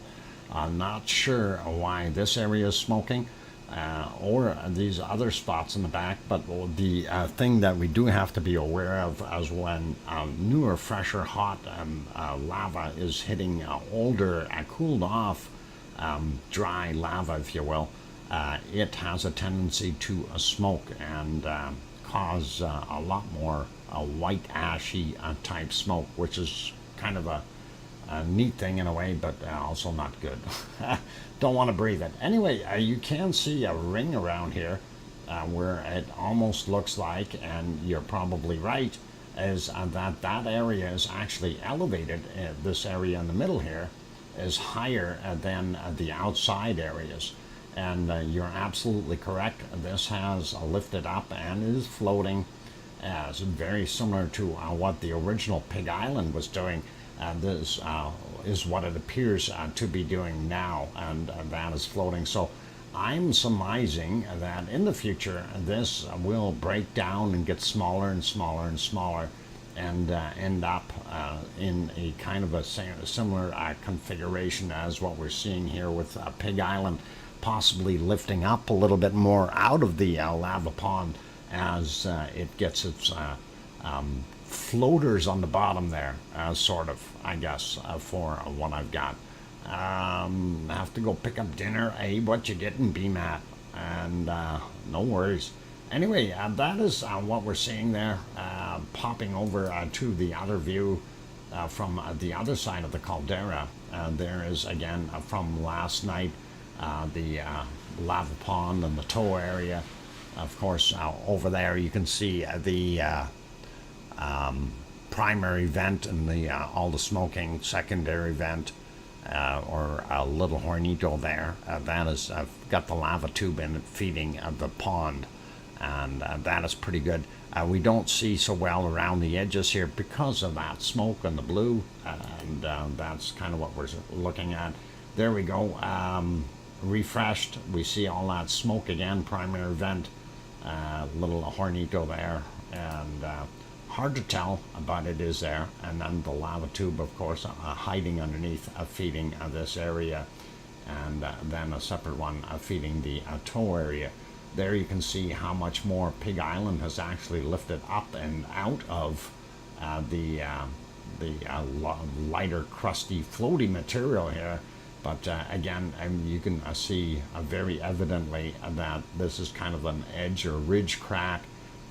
Same with down here, and that is dropping off into a lower area now. So this whole area has uplifted and is floating literally on top of magma, or, well, it'd be lava still, I guess, at that point, since it has flowed in to the crater. It may not have been exposed to oxygen, but still, I consider it lava at that point once it's in the volcano like that. Anyway, that is what we're seeing. Looking at the thermal from last night's about 7 p.m. Hawaii time, you can see some areas in the back here lit up. Some older ones cooling off a little bit in that lower area around the edges. And then, of course, it's darker here in this elevated and solidified material up top. We do see a primary vent. Here's your little Hornito down there, and the lava pond and tow area. So it is all still there, doing its thing. Let's refresh that, get the current picture. And that looks very similar. We do still see that hot spot over there. We do see newer lava over here had heated up a bunch, so that is telling us we have more material coming into the caldera, and this caldera has raised quite a bit in the last year, and it's probably going to keep going for a while yet. So it'll be interesting and wild and neat. And that's it for there. I'm looking at my time, and I think what we will do is put this back on let's see if we can get that going here. I want to see if the flicker starts coming back again. I know we still had some. We have another big quake, 5.6, and this is where we need to go right now. So let us take a look at that. And there you go, 5.6 right there. And that is 5 kilometers down, happened at 2024. And we just missed it by a few minutes, but it is there. It is on land, and it is big. We'll see what happens here in the immediate future, but that is definitely got some issues. I'm trying to find where its actual epicenter is, and it is on land, and it would be right there. And if there are people living in that area, I think they definitely would have felt it. Definitely would have felt it. And that is not very far away from our wonderful, wonderful other volcano. So let's hope this guy doesn't pop. Because if that goes, that would be really, really wild. Okay, 5.6. But like I say, that is 5 kilometers down. Very interesting, and we will zoom back out here. There's also that 4.3 there. And we will continue. We have another 4.5 out in the water as well. Wow, Mona Alfano. In honor of my 6-year-old's birthday today, thanks, Dr. Fox, for all that you teach and present to us. Well, happy birthday to your 6-year-old, Mona, and thank you very kindly for that wonderful $20 super chat. And I'm going to write that down, Mona Alfano. And we'll write that down, $20 super chat. Thank you very kindly, Mona. I appreciate that support, and I hope your little guy has a wonderful, wonderful birthday there. And hopefully they'll learn something nice and neat, and that earthquakes shake and volcanoes are hot, and all kinds of neat science stuff. Anyway, we are seeing some pretty awesome stuff. Birthday wishes from my grandson. Okay. Oh, it's your grandson. All right. And excellent. Okay. Oh, cool. And excellent stuff. We will continue to look at what we've got here. But right now, wow. Those are big quakes.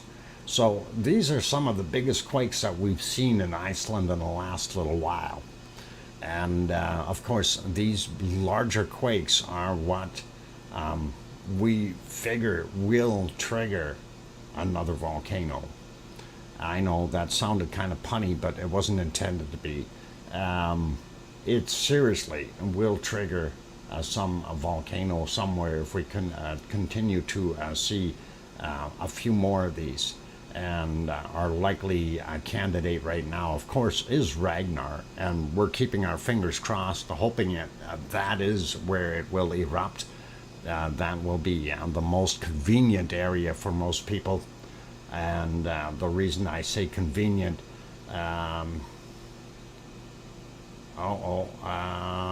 big collapse at Ragnar on close-up cam at 17:47:56.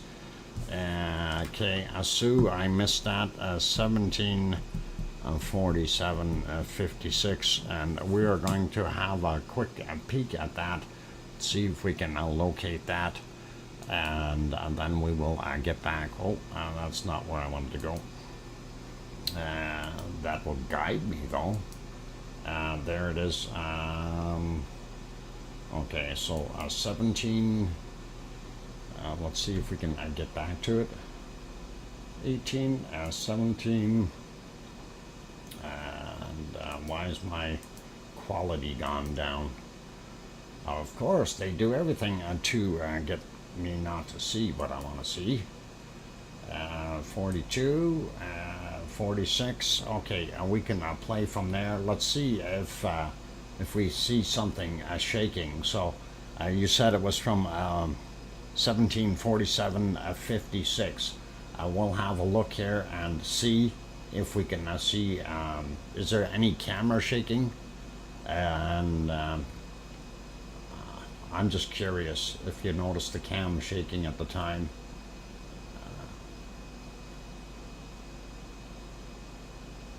17:48 was the quake. Okay, or very close to it. Yeah, the clocks might be off within a minute or so, so I'm not overly panicky about that. We'll keep watching this here for a minute or two and see what we can come up with. Let me do something real quick so we have it in the right mode. There we go. Full screen. And that should be getting pretty close, and we'll see if we see something collapsing.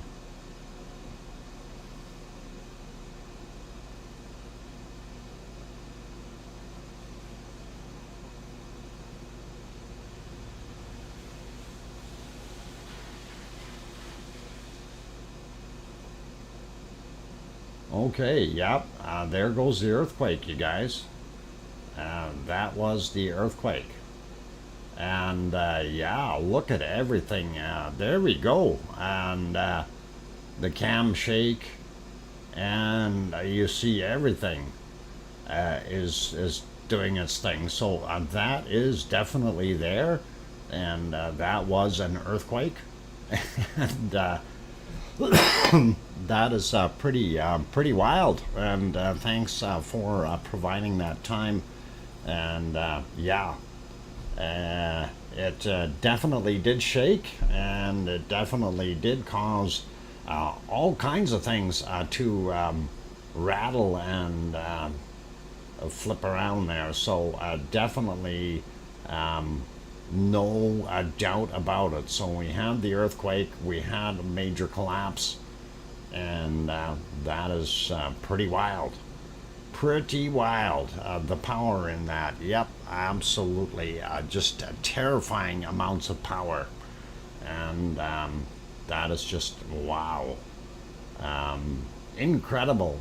Thank you for pointing that out, Sue. And that was very nice of you. And really, really awesome.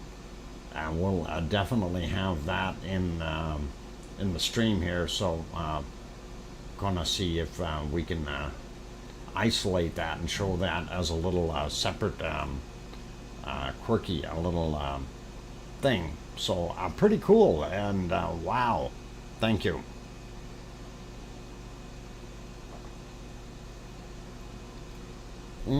That's a good point, Alex. I wonder if there was any collapse of the cliffs on the south coast where the cracks have appeared, and that is a very, very big possibility.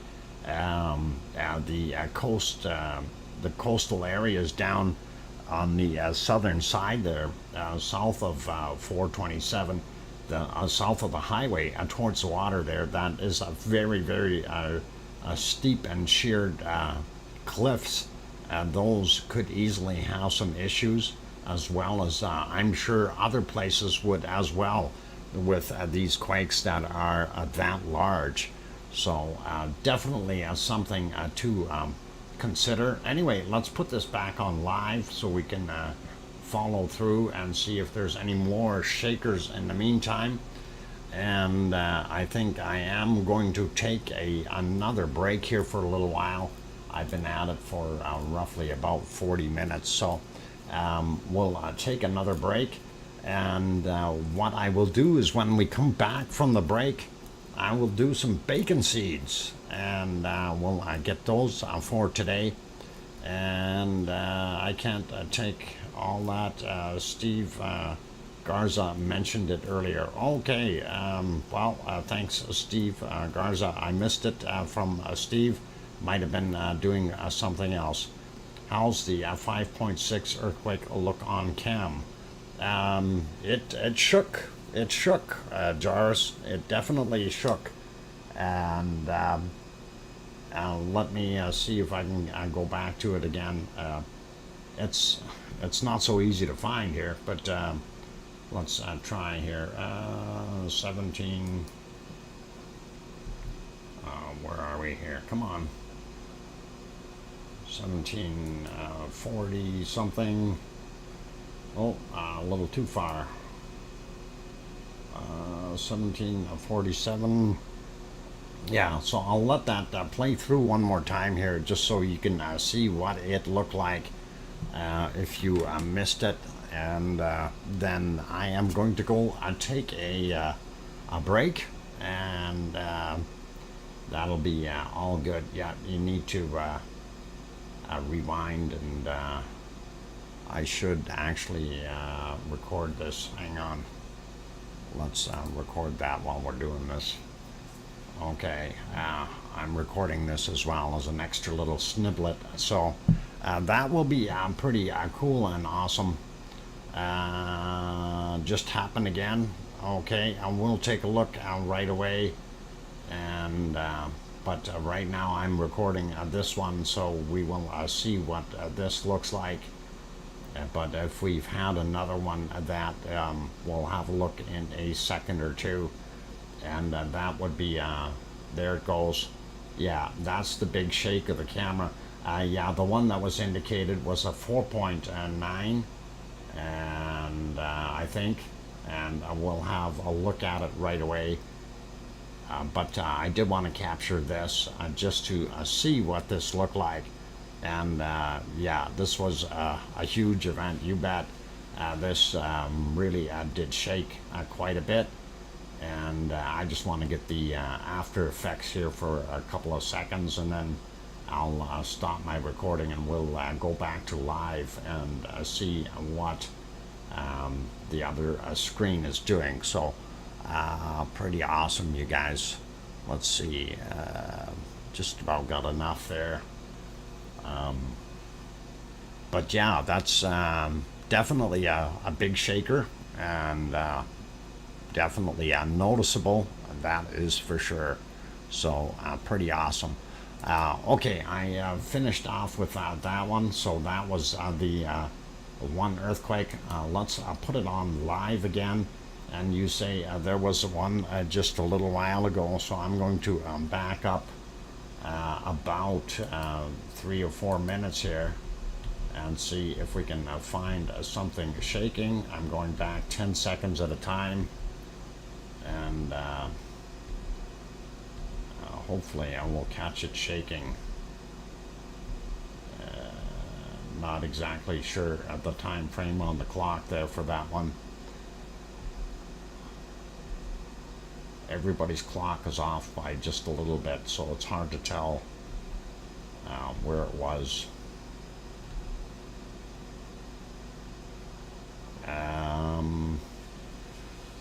Okay, I'm not sure the time of that. I'm gonna just pause that for a second and move to the other screen, just so we can see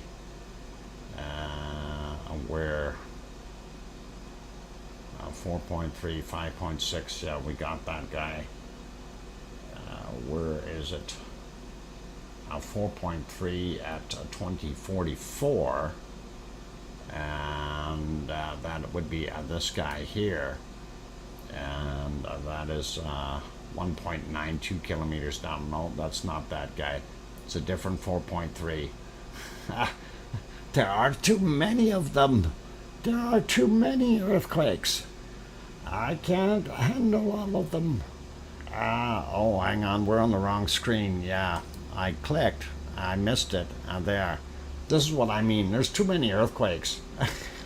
You guys, help, help. I'm drowning in earthquakes. Wow. Talk about crazy. Anyway, that was the 5.6 right there. That's pretty awesome. That's the 5.42. Then there was the 4.3. That was from 1747 though. And that is just absolutely bonkers as far as the amount of quakes out there. And yeah, that 5.6, yeah, they've got the entire island of Iceland circled, and so I'm sure you would have felt it on any location on the island, and that is absolutely pretty wild. It's 2020, not what? I'm sure it's 2020, not 2021. These earthquakes remind me of March 2021, and yes, that's when the earthquakes went. Bob went off in 2021, not 2020, DJ. 1 year ago, and not 2 years ago. Okay, but yeah, wow. Just absolutely phenomenal. There's the other 4.3, and no, that's not it. There's too many of them. Oh my God, how am I supposed to find it? My eyes hurt. There's another one. 4.3. Is that the one? Come on. That doesn't love me. 2044, yep, could have been that guy, and 3.5 kilometers down, and that would be at 2044. Let's see if we can see that on the camera, if we go there at 2024, and just back up, and that would have been a smaller shaker, so we will look for that. Let me get on the right screen, and hold it. Hang on. Which one am I looking for? I'm looking for that one. There we go. And we will back up just a little bit. 2041. No. 42. All right. We'll let it play from this point on, and that will tell us if at 2044, and depending on what the clocks actually are set to, we'll probably see it in here. I'm still wondering where that flickering is coming from on my screens here, but it's driving me crazy. I'm just not liking that.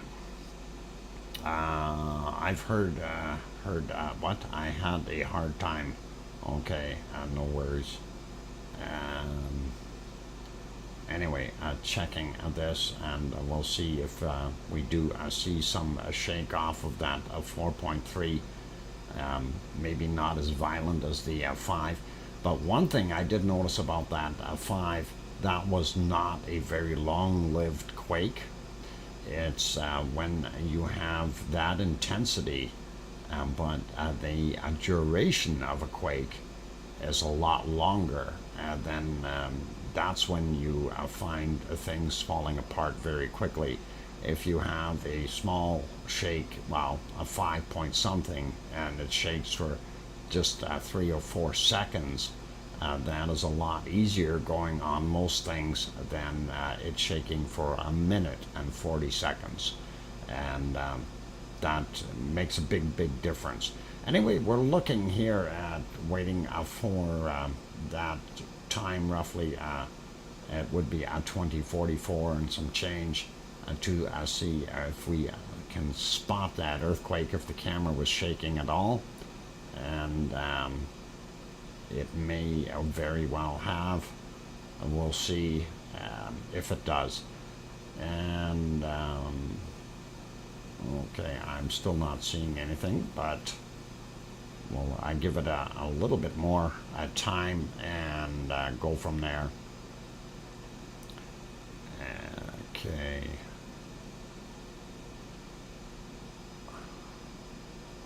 The pandemic created a time warp? Oh no. That happens.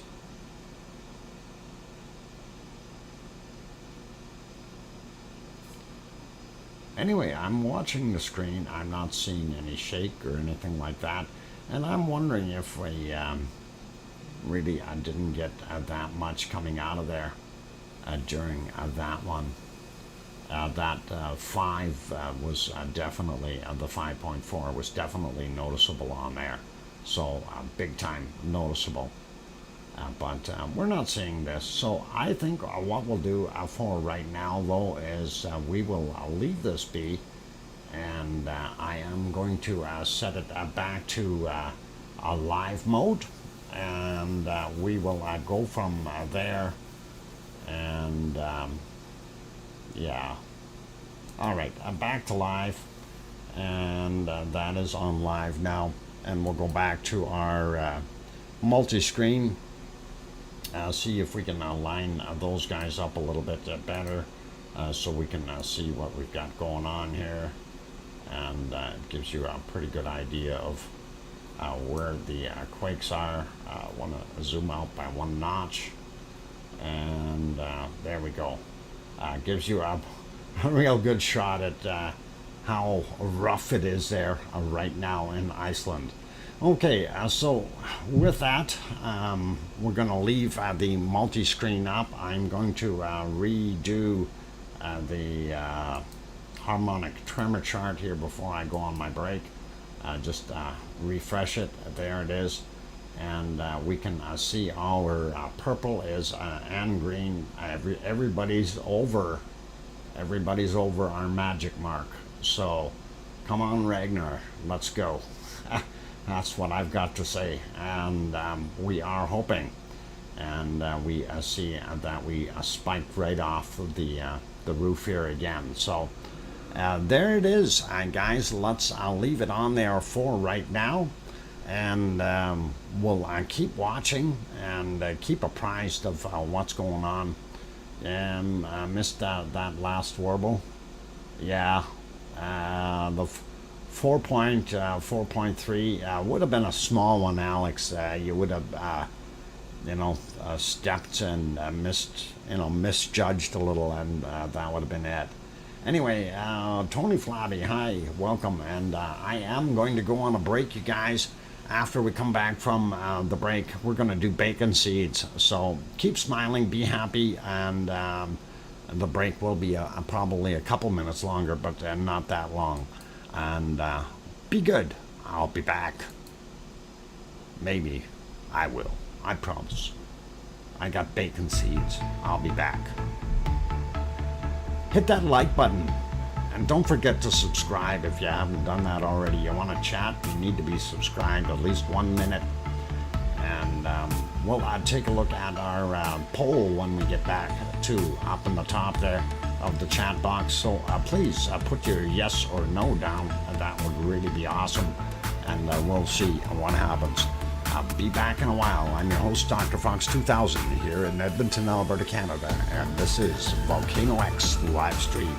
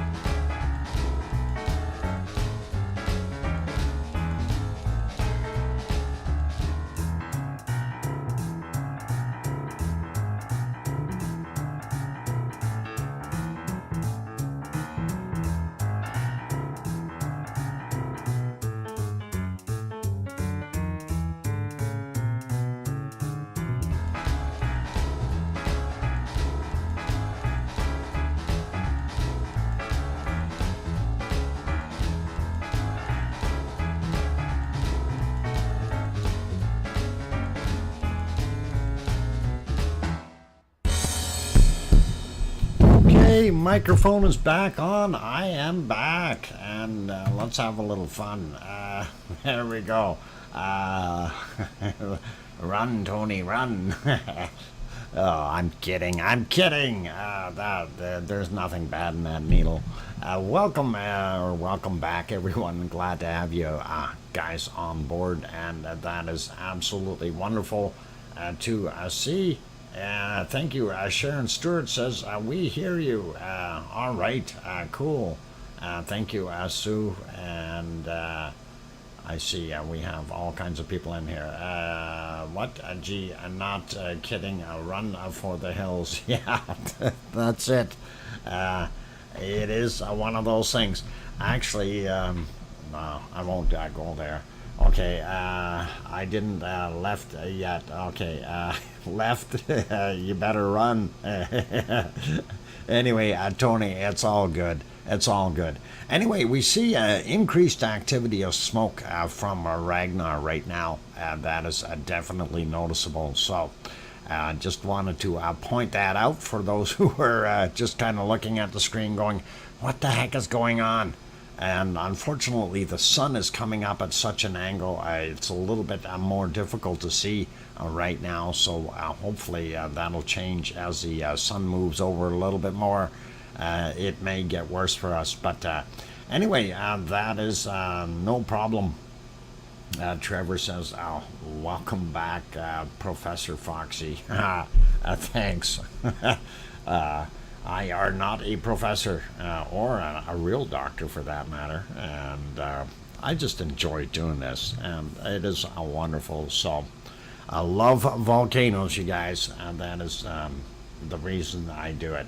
Anyhow, I did promise that we would give bacon seeds, and for those people who are not familiar with bacon seeds, we will kind of inform you as we go along. So hang in there.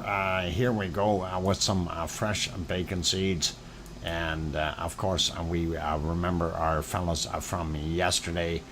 These two guys, they were trying to hide behind that little bush, and they were not doing a good job at it. Anyway, being smirky, and I loved it. No, not baking seeds. Bacon seeds, as in pork, bacon. And this guy will explain that to you. Get it right, otherwise you get snout bopped. And he's kind of cute looking. Blue eyes, that is interesting. And definitely looks well fed. So pretty good. Hazy Eagle is in. Welcome. Glad to have you on board. Greetings from gorgeous... what a glorious Lapland, Finland, and thanks. First stars start to appear now, and we are finally get some sunless nights. The illumination night clouds, illuminating night clouds as well. Late summer greetings, folks. And actually, I was thinking about when you mentioned those clouds. Hazy Eagle, and there's a type of cloud that many people don't see in other places. You will see them in Iceland, you'll see them here in northern Canada, you'll see them in Lapland, of course, and what do they call them? They're noctiluminous. Noctiluminous, if I said it right, and they are a very interesting cloud because they are way up high, and they are actually caused by ice crystals in very high elevations, and I'm talking 50 to 80 kilometers up, where it's very neat, and they look like ripples, really kind of glowing fluorescent, noctiluminous,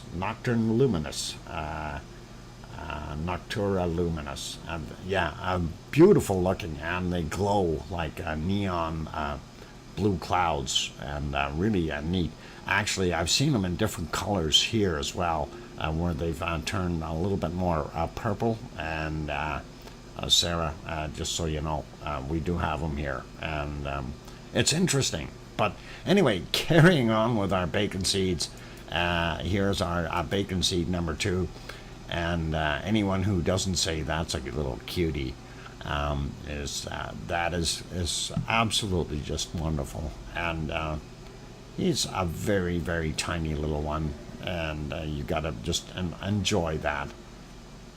And that is really cool. And all right, let's get on to the next one. I'm just saddened and disappointed that summer is leading into school starting soon. Yeah, Lisa, winter is coming. Let's carry on with our bacon seeds. Next one. And one giving the other one a snout bop kiss. Make them feel better. And that is very cool. Now I feel bad for eating bacon. James, don't feel bad. These are nice little ones, and very, very small. Siggy is back. Welcome, Siggy. I'm glad to have you back on board. Scared Arizona, save me. Yeah. Scared Arizona, save me. Piggy, you're okay. We'll protect you. No worries. We'll put this guy. What? Dr. Fox? How could you? Piggy, I don't eat bacon unless it's on my food. Did I say that out loud? Oops. Never mind. I don't eat bacon. Okay, there we go. Anyway, I love this little guy. And he's kind of smirking at the whole thing. And look at that. He's even got a little teddy bear in his cage and stuff like that. So all really good. Yes, Lisa, you caught that, did you? Oh boy. Okay. Let's keep going here. And there's another one that is in his piggy cradle, I guess, if you want to call it that, his bed. And he has his own little piggy with him, and that is pretty awesome. So bolts this tie door. No worries. That's all good, piggy. I promise you'll be all right. And there we go. Okay, one more last bacon seed for today, you guys, is this guy. And I thought we had one more. Hang on, I'm doing a count here. No, that's right, we had 6 new ones, and that is the last one. And this one has a cage with a bed and furry critters too. So that is to keep them happy and make them feel comfy and stuff. Gotta love it, you guys. Beautiful little bacon seeds. And thank you kindly, Piggy. And it's just the same as rabbits. I won't eat bacon. I won't eat rabbits. And that's the way it goes. Even though I may joke around a bit. Another 4.5 just hit 20 minutes ago. Possible. We've seen some pretty big ones coming through here. We had that 5.4, and then another big one a little further out. I can't remember what the size was, 5 point something. And then a 4.3 shortly thereafter. And I don't know which ones are going off right now. We'll go back to the map for a second or two and have a look and see what it looks like. And hopefully it will go there. And there we go. And yeah, I'm not really seeing where it is because of the last major one there. But let's see. There's so many quakes that have been happening. And we are sitting at 1,755 quakes for the last 24 hours. Remember what I said, it did peak up at 1,997 and dropped back down. So it was Grindavik one, and let's see if we can find Grindavik in here. Zoom in, and I know it's in here somewhere. Let's see, where are we? Come on, Grindavik. We'll find you eventually. You're buried in here somewhere. I'm sure of it. And I think I might be seeing it there. Just wait for the computer to catch up here. Yeah, there. That 4.3.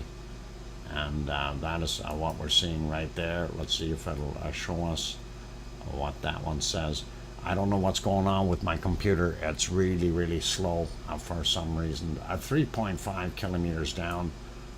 Let's see if we can pull that down. Happened at 2044. Yep, 4.3, 3.5 kilometers down. And that is pretty wild. We are seeing a lot of earthquakes here. A lot. But you know, that's out by the Blue Lagoon, very close to the power plant. So that is kind of very close. I'm wondering what is going to transpire there in the future. So, and of course, that is our one area, and then of course here's our hot spot. So we are seeing all kinds of things. There's a different potential going on in different areas. We could see an eruption here, or even down here, because apparently it seems to have moved down a bit. This 5.42 is 1.9 kilometers down. So that is pretty interesting from 1744, of course, or 47. We'll see where this ends up. It is just a tremendous amount of earthquakes, so that you see here. And like I say, we are 1,758 right now is what the count is in the last 24 hours. We know that count varies so much. Oop, I think I clicked in a little bit too far there. Let's see what happens here. It doesn't matter where I accidentally click. It wants to hit on an earthquake for some reason. There are sure enough of them, though. That is 100% there. So, and that was felt in many places there from what we got. And that includes our little shake on the camera that we could see. So pretty awesome, you guys. Anyway, let's see what else we've got going on here in the world. I'm gonna skip the weather part and stuff like that today. I do want to have a look at the SO2, and that is kind of something that we wanted to kind of look at. So see if there's any SO2 being emitted by Iceland, and we'll see if there's anything unnoticeable on the map. I don't see anything at all. Let's take a look and just take you over there so we can see that. And there's Iceland, of course, and looking at what we see, there's nothing really that we can differentiate out of the area. We may have a little bit of lightning or lighting up the area here from what's coming out of Reykjavik, but that is a minor detail. People pollution, it's going to happen, but we don't see anything coming from our area down here, so we have nothing off-gassing as of yet. There was, okay, all right, I'm not going to Twitter. There was at the moment of the big one. This was, okay. Well, we've got a video of when it happened at the big one, and that is kind of like, let's show you here. Right here is the little video sniblet I made up, and there is audio on it. I'm going to cut that out, and let me get that gone. There we go. And we did watch that the whole camera shook. And you'll see how much that camera actually shook, Siggy. It was pretty wild to see that. So there it goes. And that is during the quake. And watch the collapse of the stuff around the crater. And you can see all that smoke and dust and everything going on.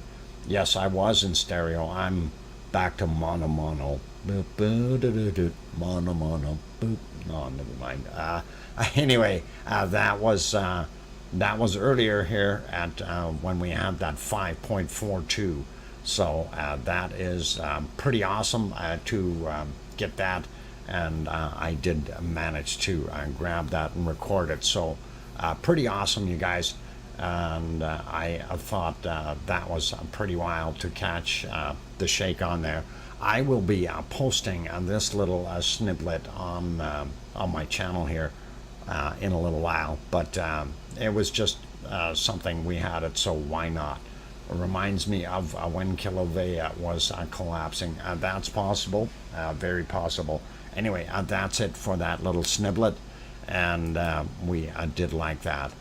Pretty cool, pretty awesome, you guys. So nothing new coming from out there in Iceland as far as SO2 is concerned. So it's pretty quiet in North America too as far as SO2. Going down south there, we see everything from our land-based guys here in South America blowing out into the Pacific until we get down to central portions where the things turn around and heads back the other way, and so somewhere around, I guess we'll call it the end of Peru, or bottom end of Peru. So yeah, and Siggy just put up there, for you who don't know, the owners of the volcano have a Facebook, have a group on Facebook, and that is, of course, Siggy is one of the owners of that land where Ragnar is. But anyway, we're doing the weather now, so let's concentrate on the weather, not the Facebook. And this is what we're seeing here. And we are seeing the SO2 going out into the Atlantic, moving over. We do still see some pluming off of White Isle volcano north of New Zealand, and that is what's there, as well as the coking plants in Australia, just north of New Zealand, throwing off a fair amount. Also seeing what we've got here, Tofua, and possibly Hunga Tunga Hunga Ha'apai as well, doing that little bit of a plume. And Yasur and his buddies in Vanuatu still going, and Papua New Guinea still continuing as usual. Luolatok still off-gassing as well.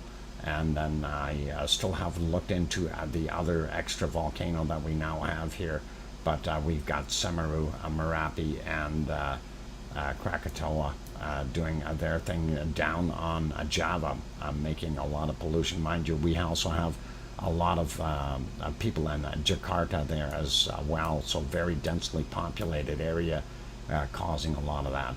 Looking here, though, we see that this is our Ibu and Dukono still off-gassing, nowhere near as bad as what we've seen. Looks like we do have something coming back from Bulusan here, and creating a little bit of a new plume. And of course, a majority of this is from the people population from Manila, but we don't know how much is coming out of Taal volcano. Moving up and looking pretty much everything up here from China and Taiwan, moving out, and regular human pollution. This guy down here would be from Suwanosi Jima, and that is kind of blowing up and into the Sea of Japan up there. and people pollution up here for the most part, going up to the Kamchatka Peninsula, and it'd be Karimsky, Bezimiani, and Chevrolet giving us most of this. Possibly a little bit coming from Chikarachki and Ibico as well. Not seeing a heck of a lot coming from our volcanoes on the Aleutian Islands. Possibly a little bit from Pavlov, and maybe even a little bit off of what's the other guy there, Cleveland, but not too much. Sliding down here, South Africa, still a big plume into the ocean, and of course that is gold and platinum smelting going on there. Also seeing this right here, we do have here in the DR Congo coal smelting, and coking plants is what they are, and they are making all kinds of coking coal for steel manufacturing, etc. Hard to tell. Urta Ale is in there somewhere. Most of this pollution coming from the Saudi Arabia, and a lot of oil refineries. That's why we're seeing that there, you guys. Moving up a little bit more, we see this plume coming off of Sicily all the way into Africa, and of course that is from Mount Etna, and Stromboli over on the other side here helping it out as well.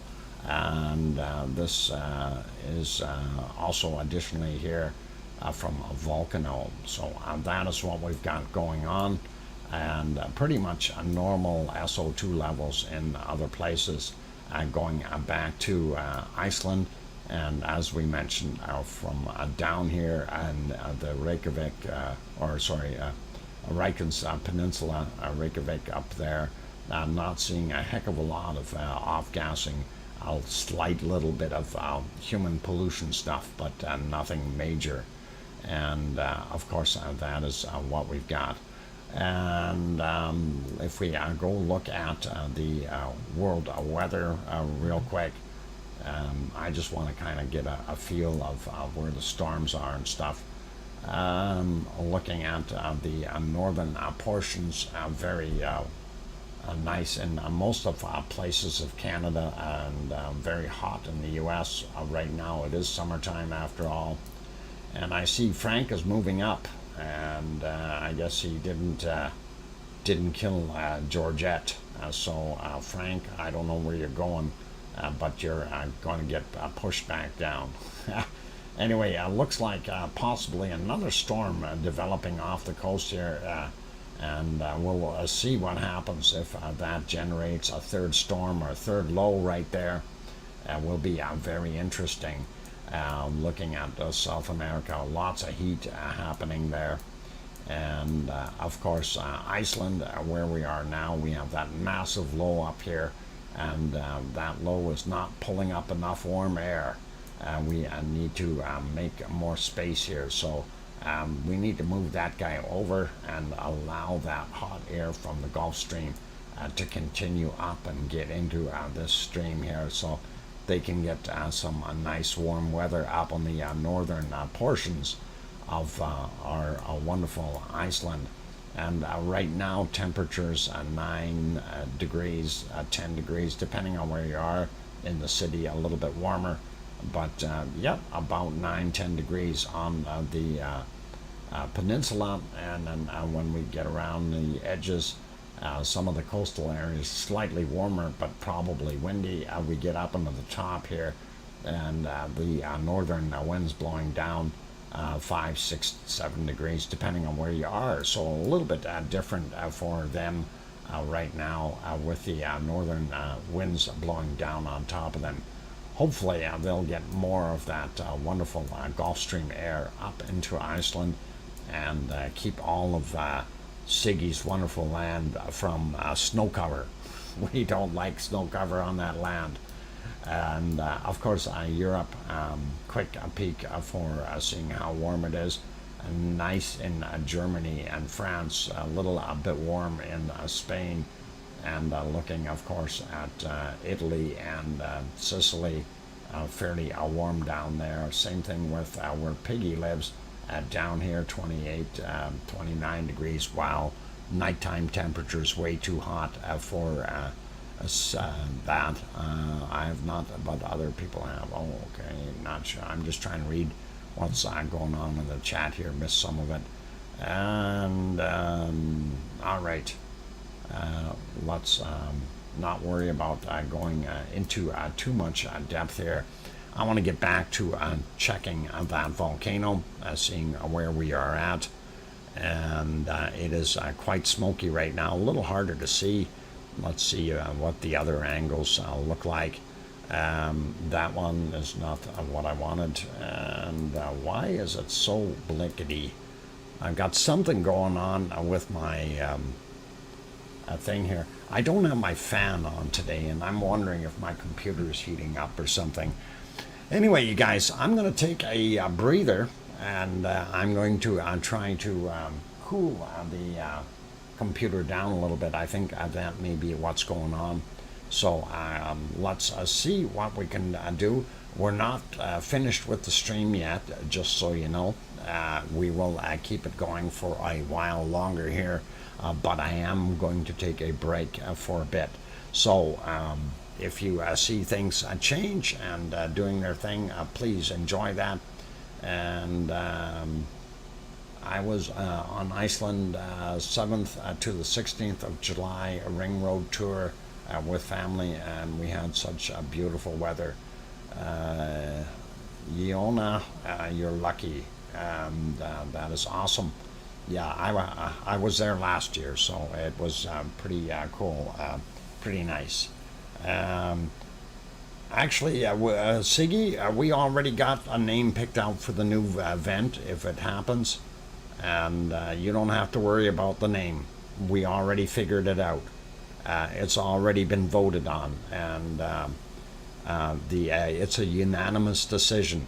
The new vent, if there is a new vent other than Ragnar, it will be called Siggy, and that's it. Okay, you guys, keep smiling, be good, and no one. We didn't need to ask you, Siggy. We just voted on it. It's a democracy. Oh, hang on, that didn't work, did it? Anyway, no, it's gonna be Siggy. That's what we're naming it, and that is all. Because you're on fire, young man. All right, I'll be back in a little while. Keep smiling, and we'll do what we can. I'm glad we crack you up. Hey, it wasn't my idea, Siggy. It really wasn't. It was somebody else's. So that's all good. Okay, I'll be back in a bit. Keep smiling. Oh, we wanted to look at that poll. Let's have a look. I'm going to end the poll. We've had it going for just over an hour. We've got 173 votes. There you go. 65% say no, it will not erupt today, and 34% say yes. So I guess the no's have it, and we're going to have to wait till tomorrow for the eruption. So that is pretty awesome, you guys. Maybe tomorrow. All right, we'll see what happens. Keep smiling, you guys, and don't go away. We'll be back in a while, probably at the top of the hour. All right, I'll be back. Don't forget to hit the like button if you haven't done that yet. And if you're new and you want to chat in the chat box, you do need to be subscribed for at least 1 minute before you can get in there and do that. All right, I'm your host, DrFox2000, here in Edmonton, Alberta, Canada, and this is VolcanoX live stream. I'll be back. Oh, good night, Adele. Sleep well. Okay, have lavely dreams. All right, I'll be back, you guys.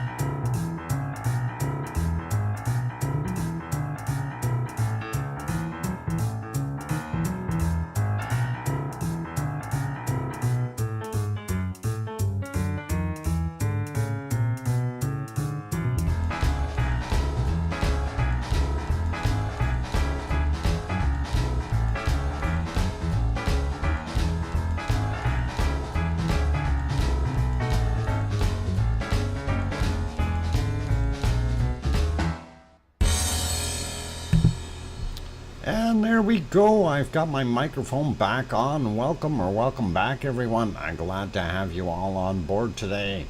And thank you, Peggy, for the welcome back. And that is awesome. And we do have, we had a bunch of earthquakes, and they did change the numbers on some of them. So I do have to say, Piggy almost had it right. They did call that first one there a 5.6 and then a 5 point something, and it went up and down like a yo-yo. So pretty cool though. Still 5.42. Very large quakes in some of those areas, and yes, they are in some populated areas. Down by Grindavik, and that is definitely doing its thing. Super Kitty Dave says, are you gonna stop stream and give us 7 hours? What? No, not doing a 7 hour one today. Yesterday was 10 hours. Today we will maybe run it for another hour or so, and just keep kind of an eye on it and see what happens. But no, I have some things I need to finish off tonight and things like that. So not running that long. I saw it was crazy. Yeah, it was crazy. Anyway, Doc, the magic quake is 6 point something. Yeah, well, the magic quake, if we get 6 point something, there will be a lot of shaking going on in Iceland. And yeah, Piggy needs sleep too at that point in time. By the way, I moved the fan here a little bit to trying to help out with, I was kind of checking the computer there, seeing if it's maybe too hot or something, and flickering. And I've got the fan kind of pointing at it, blowing a little extra air into it. Hopefully we'll get it to cool down a bit and be happy. But anyway, for those good people who have joined us, and if you're in here, you're enjoying it. What I see, steam and smoke. Absolutely, you do too, Cynthia, and welcome. Judy L is also here. Welcome. Glad to have you guys on board. Anyway, yeah, if need be, take off the side. Yep, actually, I was thinking about that as well, and that may. I think I need to blow the thing out again. I've got my can of air here, so I'll give it a good go through, and after the stream, and we'll see what we can do. And hopefully it will enjoy itself a little bit better that way. Anyway, yeah, looking at what we're seeing, let's get over to the earthquake maps. I'm actually going to change that out here for a second. Let's go over and we'll have a look at these earthquakes here, if we get over on there. I'm going to use the other one for a second, just to demonstrate. And of course, you're wondering about the areas, what is affected. So right here you have that 5.4, and this is the town of Grindavik. I can assure you that everybody there felt it. So that definitely would have been very noticeable there. Here's a 4.3 over by the Blue Lagoon. You would have felt that over here in Grindavik as well as most places over on the other side. That 5.4, very likely that would have been felt over here at the airport, and Keflavik, Reykjanesbær, Yardvik, those areas definitely would have felt that. But they also felt it in these areas here. So we have reports of them feeling it in the Reykjavik area, as well as this 4.7 definitely was felt out here also. Not sure about in Keflavik, but that is what we've got. And then yesterday we had quakes that were felt out here, and that was some of the quakes that were happening in here. So this whole area, definitely, we do know that the people are feeling these quakes, and that the quakes are very much so in populated areas. And as you can see, these ones down here, I'm not sure about the 3.3 and 3.2, if that would have been that felt, but 5.4 definitely. And same thing with this 4.3 here. And the alarms probably would have been going off over in the power plant. Anyway, that's kind of what we're seeing in the area. And the majority of the earthquakes are still concentrated here, although I think the latter part is here. But I really do want to throw something. They would be what? I'm not sure what that was, Piggy. I couldn't decipher that. Lots of damage because of 5.4 in Grindavik. Yeah, most everything above a 3 can be felt. Yep, I do agree with that.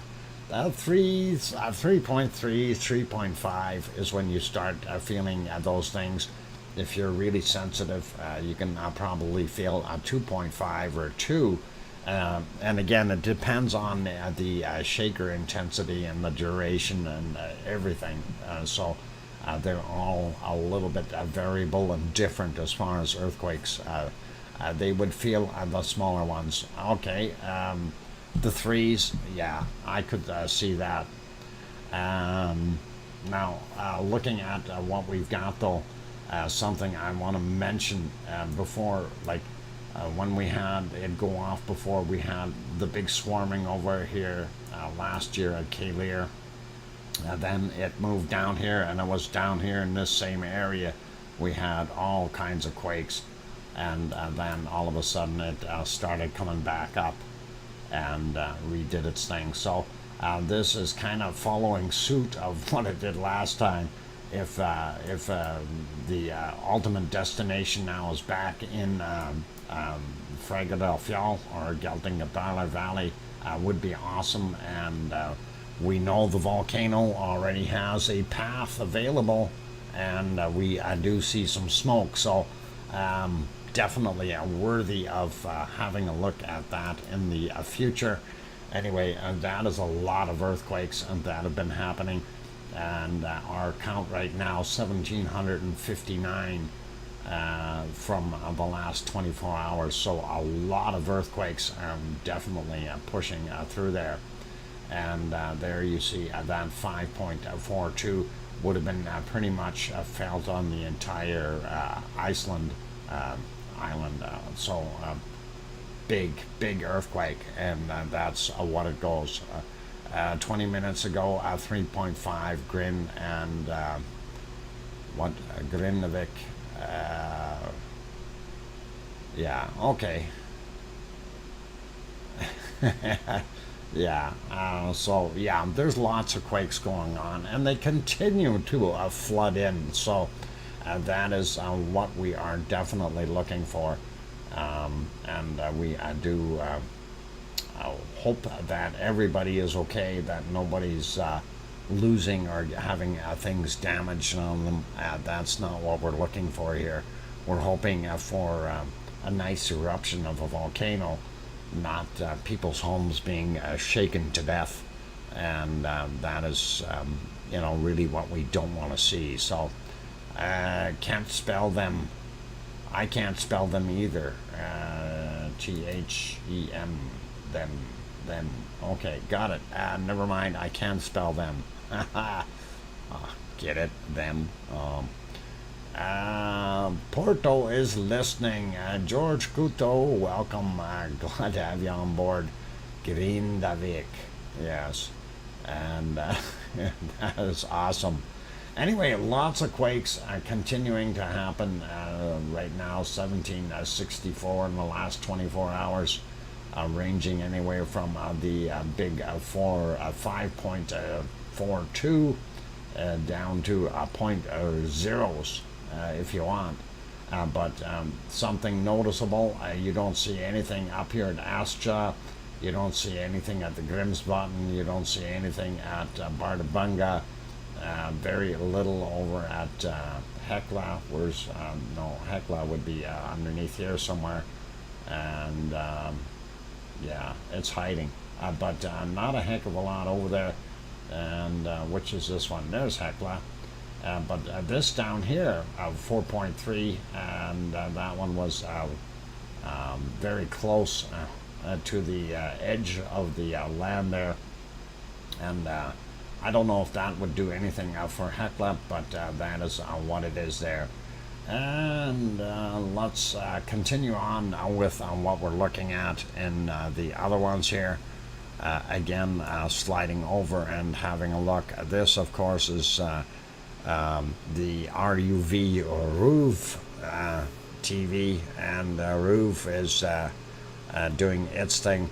I don't know, I'm still getting some flickering on that. I'll have to, like I say, I'm going to have to reboot here and update again. I think that's part of the problem with what I'm having right now. But once I do finish the stream here today, we'll do that. So not a problem. And like I say, I'm probably going to run until the end of to 5 p.m. on my time, so about another 45 minutes or so, just to keep an eye on things. But if Ragnar does happen to erupt after we go off, I will come back online, and we will definitely watch things. So if you don't have your notification turned on, you may want to do that. The other thing, I will be posting that short little video after I work with it a little bit and put a label and a title on it about the earthquake. I will be putting that one up there, and definitely will be able to see how it shook and did its thing. So that is pretty cool and awesome. Okay, if it starts to flow, will the earthquakes subside? Yes, to a degree. We should see, if the magma starts to move and shows that area smoking. Of course they're showing that area smoking. That's what we were already looking at, Cynthia. And we know it's smoking. We were just looking at it. And the other area that we were also looking at was to the north. And actually on the MBL cam yesterday, they showed how it was actually glowing already underneath there. And when they turned it to black and white mode, you could see literally everything was glowing. Minimum 2 more 3+ earthquakes in the last 15 minutes. Yep, wouldn't doubt it, and that is pretty straightforward for those. They keep coming, and as long as they're coming, we're going to see something in the near future. Just going flipping around these other ones. Okay, that is very difficult to see Ragnar right now. Going back to some of the other shots here. So this is looking north at Kalir. And of course, there in the valley, this is where a majority of the quakes have happened, and that is possible where, we could see an eruption there if it doesn't happen in Ragnar itself. So that is something that we want to be aware of. And like I said, we can't really see on the other camera right now because of the way the sun is glaring into it.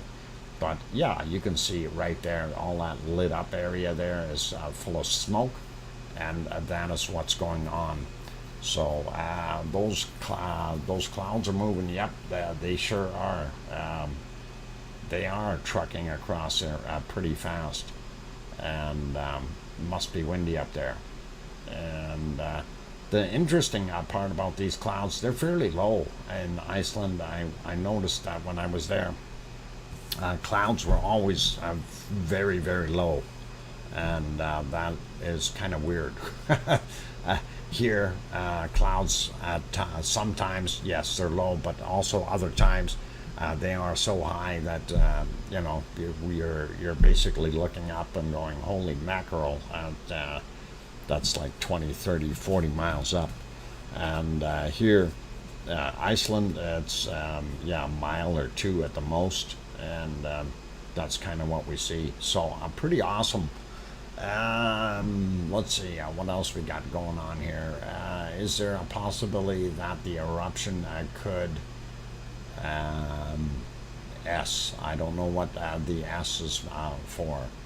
Um, is it possible that there will not be an eruption? Is that what you're asking? If that's what you're asking, that's there could be a possibility.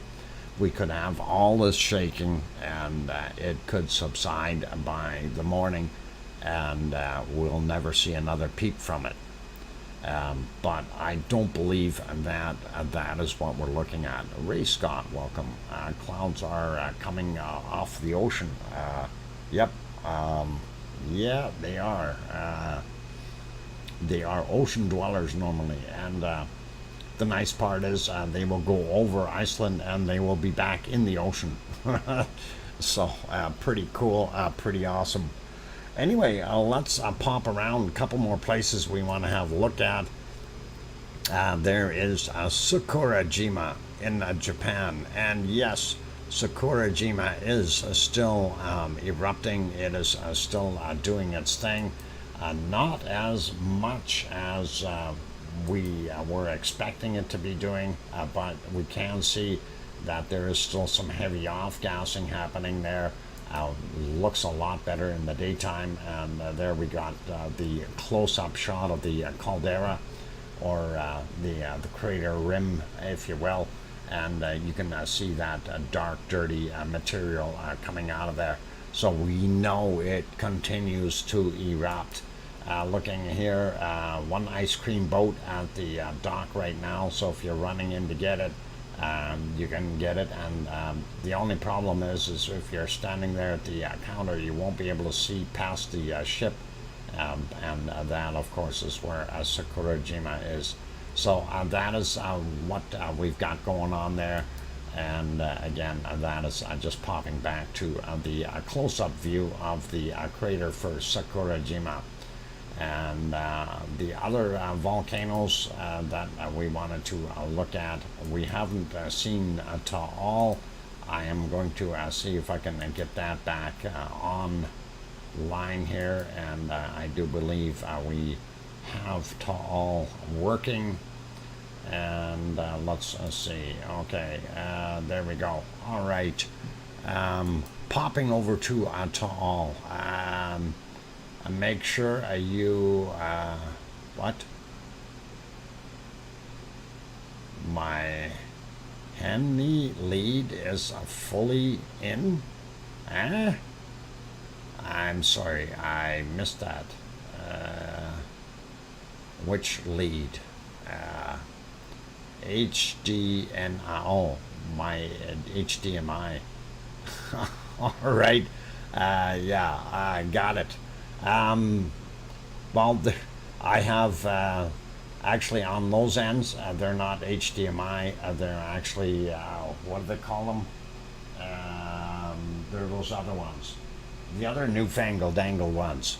They are HDMI on one end, on the monitor end, and something else on the other end. That plug in there. So yeah, I am going to display port things. Yeah, something like that. I'll make sure I plug them in. Anyway, looking at what's on the screen, Taal volcano, you do see it is definitely off-gassing and steaming. There is no question about that. So Taal is back into a live state. Do you have an alien spaceship hovering above your place? Well, the one that's over there, I don't think he's close enough to cause this.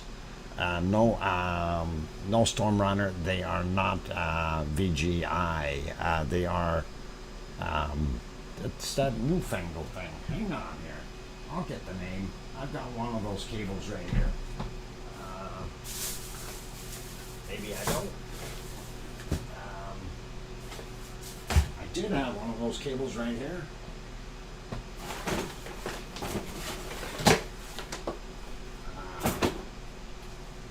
Oh, maybe this guy. No, not that guy either. Okay, I got it here somewhere, but it's one of those newer ones. It's newer than HDMI. So, but anyway, we'll worry about that later. I'll double check and make sure everything is in properly, and I have moved it around, so it could be. And I'm glad to be back. Storm Runner, SI, yep, good to have you on board, and hopefully you are enjoying this wonderful stuff. Anyway, to all Volcano doing its thing, and we are continuing to have a look at other ones around the world, and let's see if we I'm just trying to see. It is morning out there in the Philippines and Indonesia, so let's pop back over and have another peek here at Luolatok. Of course, we can see it doing its thing, so that's not so bad. Then we have down here Semeru, not seeing a darn thing come off of it. Too many clouds around Ewu to be able to see.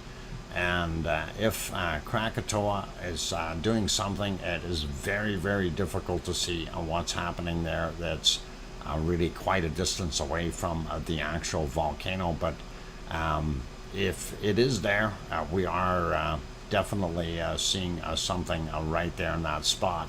So pretty good, and that is all good. No, they're not USB 3s.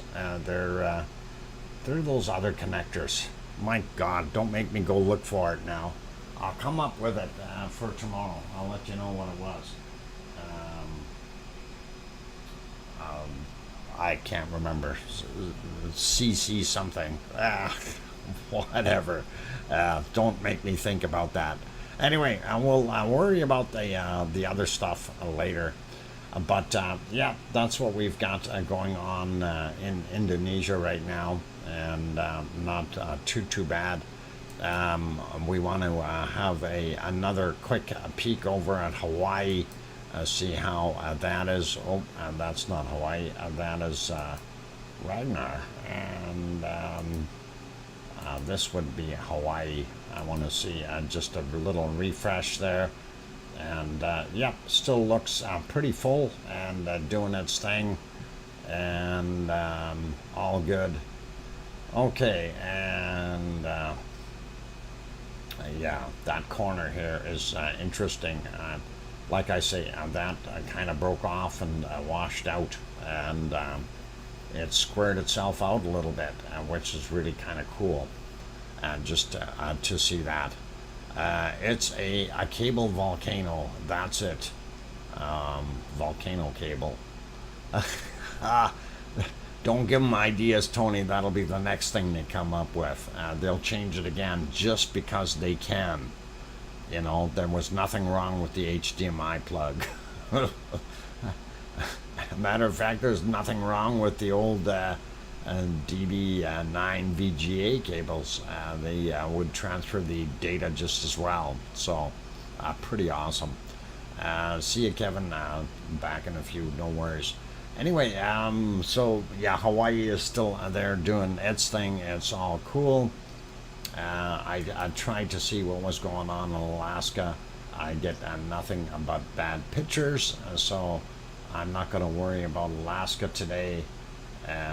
We are still not seeing a heck of a lot at Ruapehu, and not going to worry about that either, since it is in the bad parts of that storm system. And let's see what else we've got. A quick peek back there. Yep, we know Sicily still exists, and Yellowstone, that is where I wanted to look. The cable guy volcano. All right, cable guys, that'll be cool, and awesome. And yep, they are actually pointing over at the old geyser, Old Faithful, I mean, and yeah, Old Geyser, and that is wonderful that they are doing that. I see a bunch of Sasquatches standing in the background there, observing it, and you can see them back there. So they're wandering around. They got their own trail back there, so they come all the way around, and they live over here in these cabins. It's all good. A little bit of fun, you guys. And 106.4 degrees. Stifling hot outside. Hard to breathe even. Critters are hunkering on sprinklers. Well, maybe you should do that too, Daryl. Get a sprinkler and get underneath it for a little while, and make sure you got some sunblock on if you're outside. Anyway, looking at what we've got on the screen, Old Faithful is now gushing. So we'll stay here for a minute and watch as Old Faithful continues to do its thing. I see the birds just flew away there. That was pretty neat. But definitely like what we're seeing. Pretty cool, pretty awesome. And Old Faithful and not letting us down for a change, which is really nice. Alrighty. Now what? I'm just trying to read what's going on here.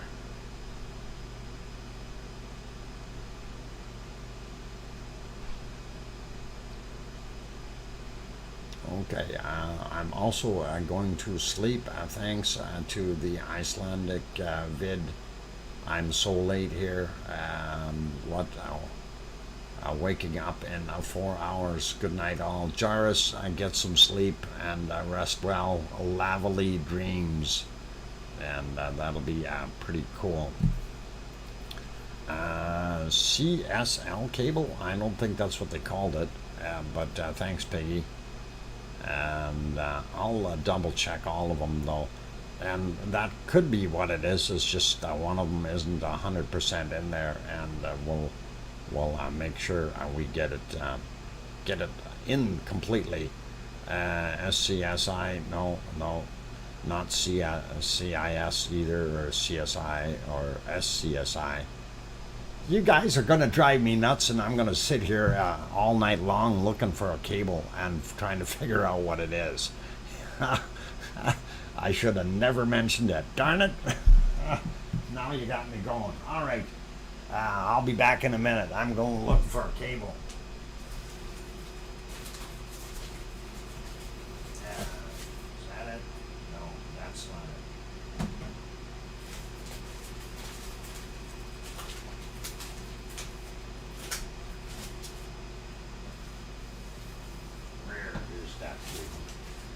Brand new package, not open.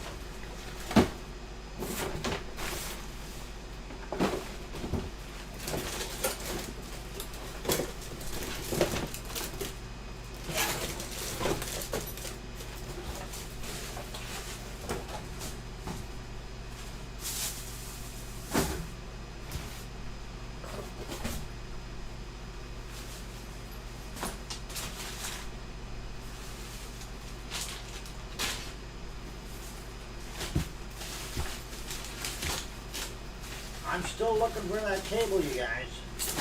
You're making me do it. You know that. Till I find it. There's my other cables. Oh, not that. Alright. I don't see it. I know it's here somewhere. I probably put it in the drawer. Yep, you guys drive me crazy. Made me nuts. I'm looking. Okay. 2 new hard drives, don't need those. No, not in that drawer. Oh, what do they call those? Yeah, you're making me work. This is horrible. I'll find out. There's other ways of doing this.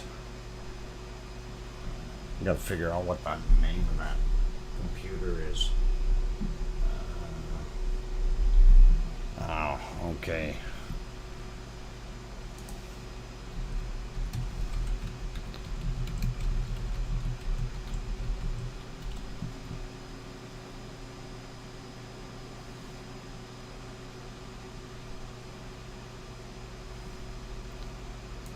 All right.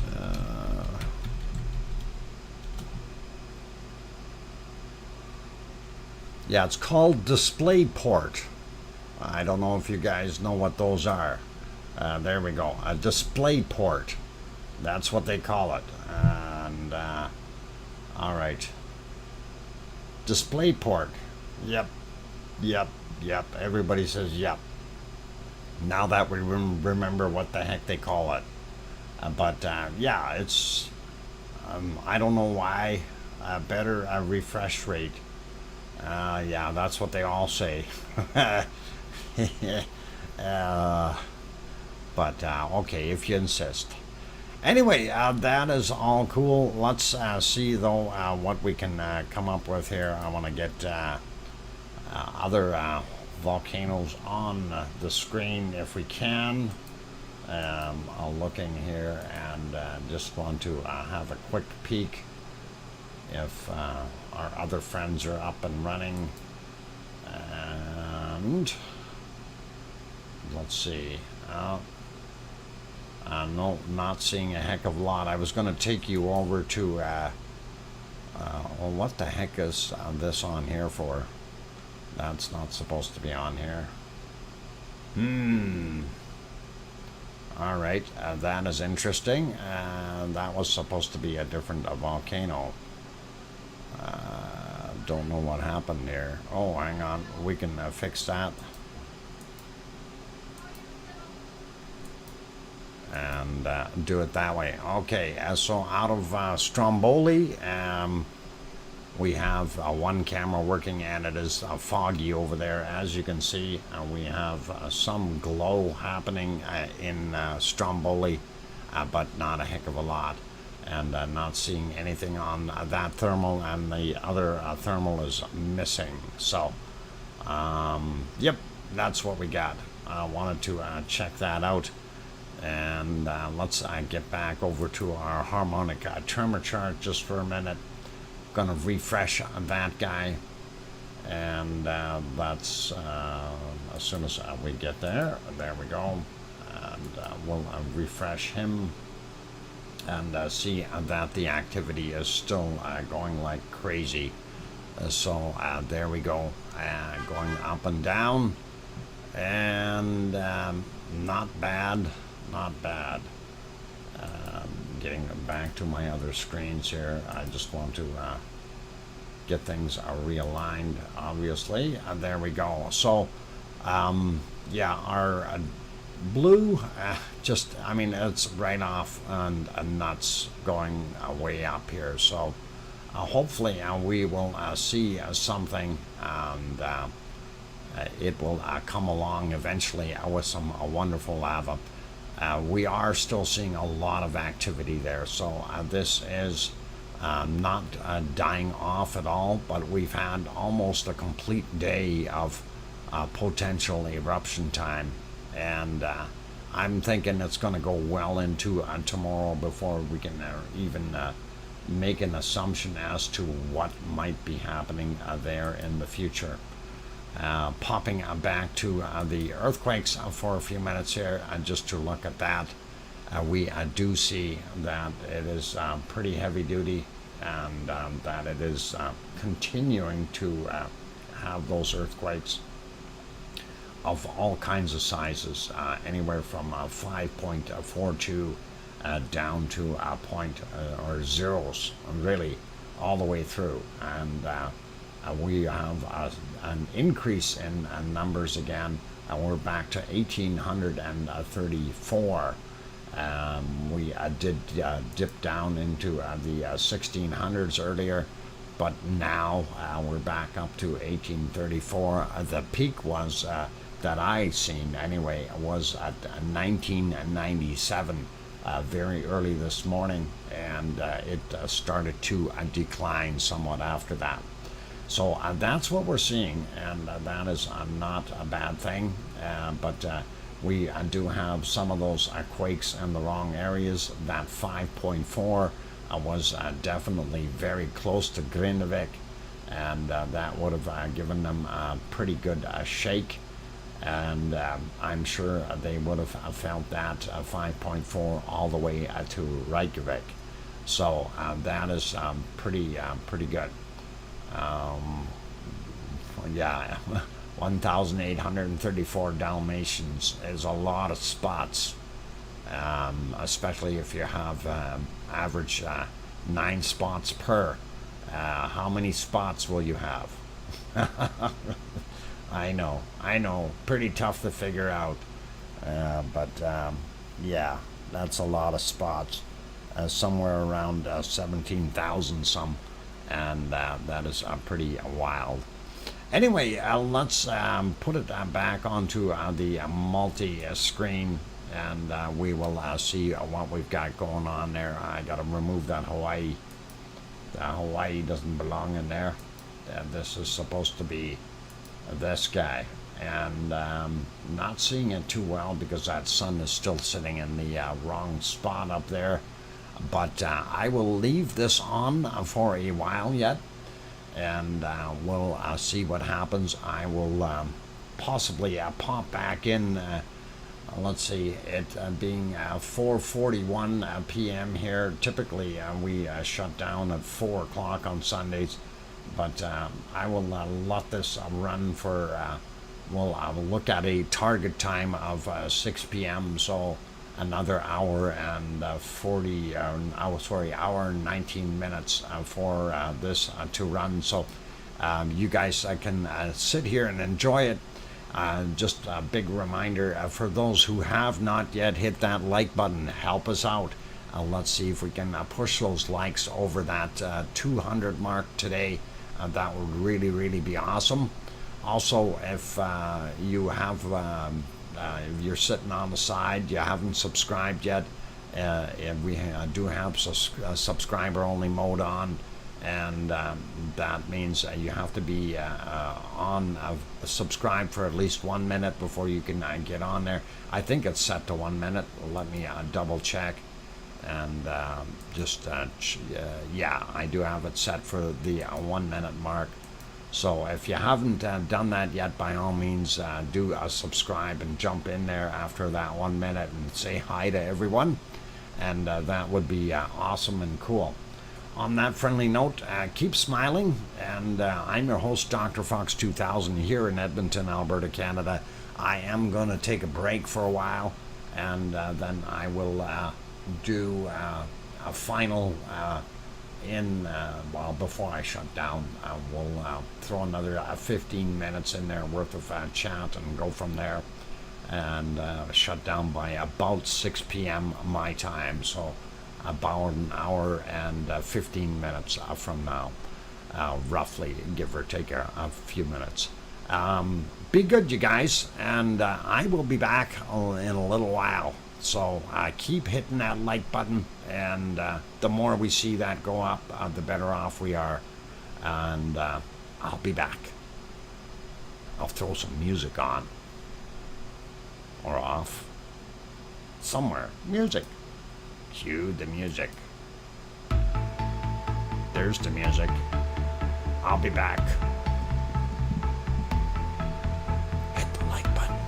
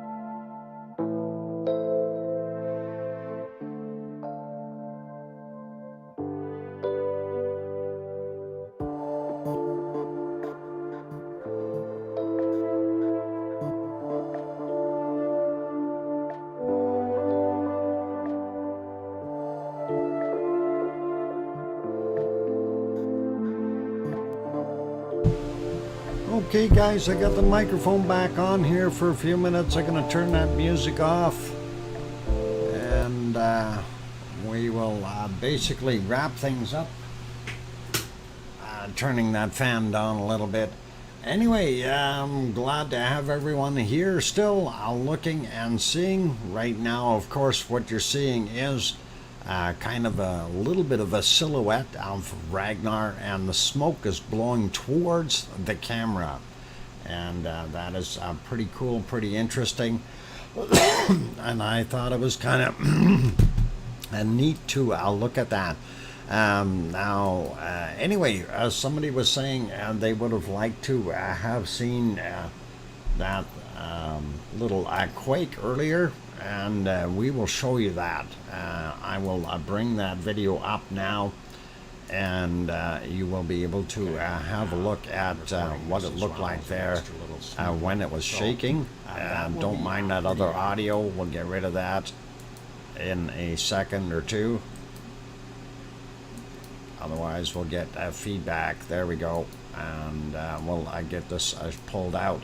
Alright, this was from earlier when we had the earthquake, and this was the 5.4 earthquake, and you'll see, there it goes, and this is what was happening at Ragnar, and you see all the dust and everything on Ragnar itself coming up. So that is actually very cool to be able to see it and have it captured from that time, and seeing what we have there. Of course, some major collapse that would have happened, inside that cone. Possibly a few things fell off on the outside. Obviously, you can see with all that dust and everything that it raised some movement of material took place. It's obvious with the camera shaking at the intensity it was, but it wasn't a long duration, which was really good. There was another little shake just right there. I don't know if you noticed that, but that was it. So that was kind of what we recorded from earlier, and I thought it'd be kind of neat just so you could see it. Anyway, that was it for that little video, and I will be posting this right after the stream, and if you guys want to have a peruse at it later, you may. But for right now, we do see some heavy off-gassing right over here on this side now, and that is interesting. We do still see the smoke up top here, but I'm wondering if we had another earthquake and this is coming off, or are we now getting more smoke and a possible eruption. I'm definitely going to be taking a look at this a little bit more. That might be more smoke from just down below there. We'll see. But I'm not going to be running too much longer here, you guys. I want to shut down and reboot my whole computer. I'm going to blow out the vents and stuff, because you see that glitching that I'm getting, and we don't want that. There's definitely something going on.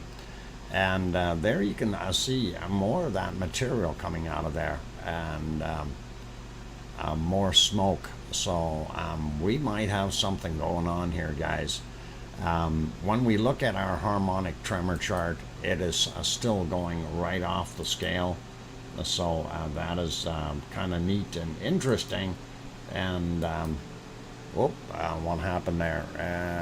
Harmonic tremor chart. There we go. I got it now. I'm going to refresh that real quick, and then you will be able to see what's going on there if it'll refresh. I thought I hit the button.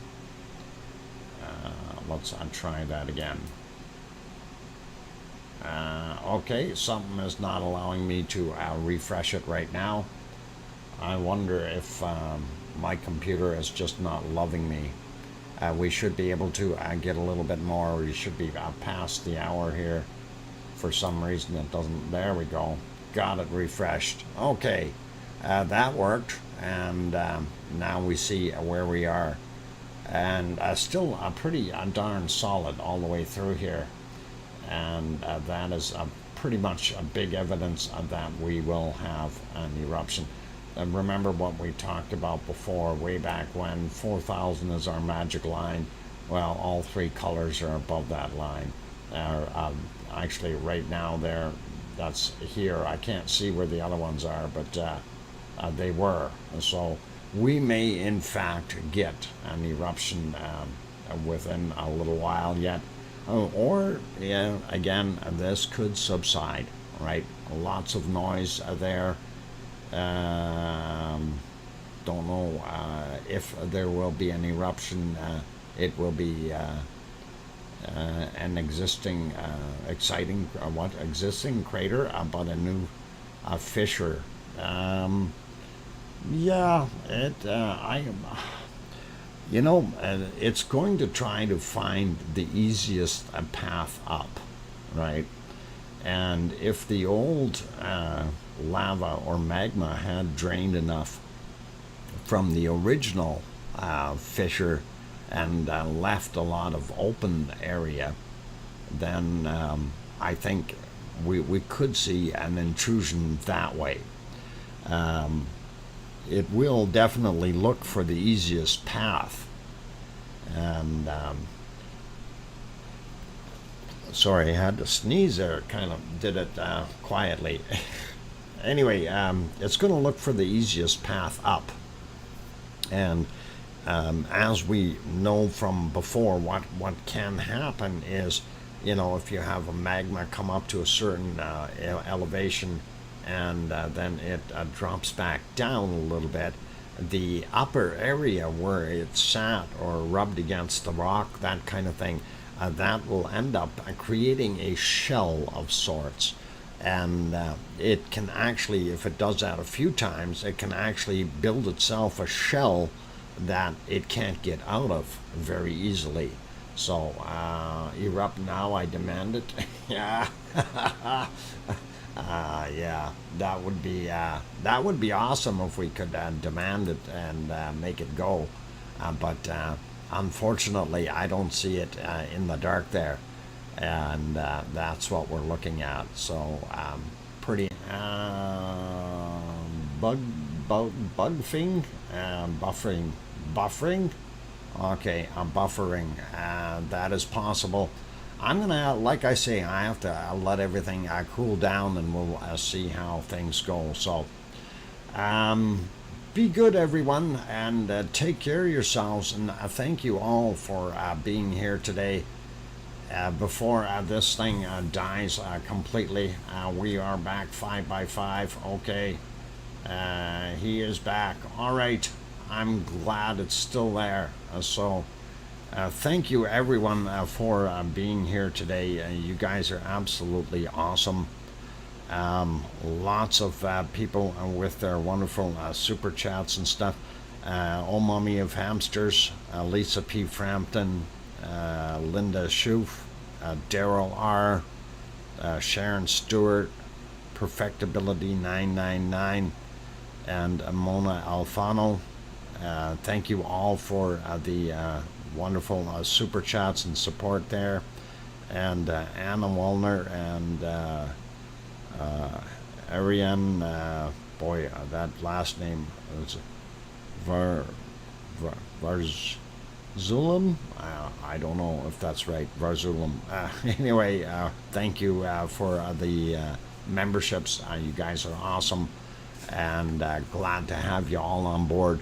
A big thank you to all the moderators, Arizona Snowman, Piggy, and C&D Boy. I didn't see Lucas. I think he might have been here for a bit.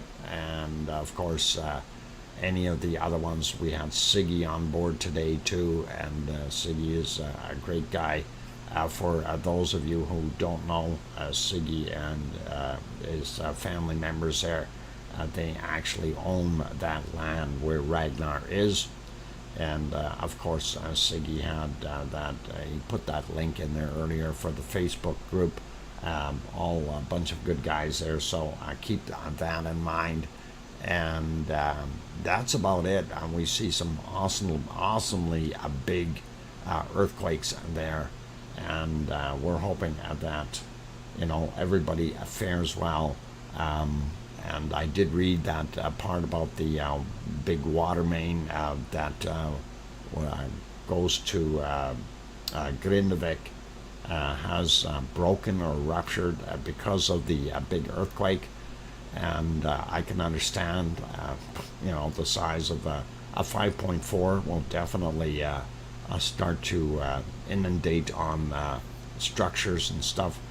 And that doesn't surprise me, and I'm glad there's no loss of life or anything like that, which would really be bad. But is the crust uplifting around the volcano or subducting? I don't know, Daryl. That is one thing I'm not aware of as of right now. I haven't seen anybody come up with any numbers or anything, so that would be very interesting to find out, and we'll look into it and see if we can see if there was any uplift or anything, any kind of movement, and that would be really good. Barbara says, can I find the link of the Facebook group? Are you looking for it, Barbara, or you can or you can't? I can't remember what it is called. If anybody knows, Bob, C&D boy, you got Siggy's Facebook page by chance?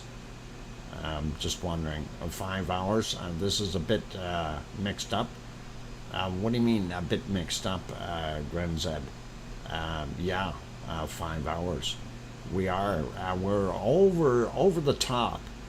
Special edition this weekend because of Ragnar's activity and the swarm of earthquakes in Iceland, and that's why you're looking for. Okay, all right, Barbara. Bob is going to check for you. He's going to see if he can find it. One way or another, we'll get it to you. I know it was in the stream earlier here, so after the stream is over and it posts the scripting, I'd be able to go in and grab it and email it to you if we can't find it now. Okay, so we'll fix you up. All right. Other than that, I think we are good. So I said thanks to the super chatters, thanks to the members, and I do appreciate each and every one of you in here. You guys are awesome, and yeah, I would love that, Dr. Fox. Okay, no worries. Oh, there it is right there. That's the Facebook page for Siggy. Is that correct, Bob? For their group. Thank you kindly, Bob, if that's what it is, and good stuff. All is well. All right. So, okay, I think I will do that, leave it at that for right now. I thank all of you for being here. All the lavaliers and the rest of the gang really do appreciate each and every one of you. Glad you're all part of that wonderful lava family, and glad you got fixed up there, Barbara, and no worries. Bloxyman22 saying see ya all, take care, Bloxy, and same thing with all the rest of you guys. So be good, be careful, and most of all, make sure that you look, Doc, 211 likes. Yeah, we see it. That is awesome. And for anyone who hasn't hit that like button yet, now is your opportunity. Anyway, and also subscribe if you want to get in on stuff. Anyway, for right now, be good, be careful, everyone. Take care of yourselves, and we will be back on tomorrow, regular time for weekday times.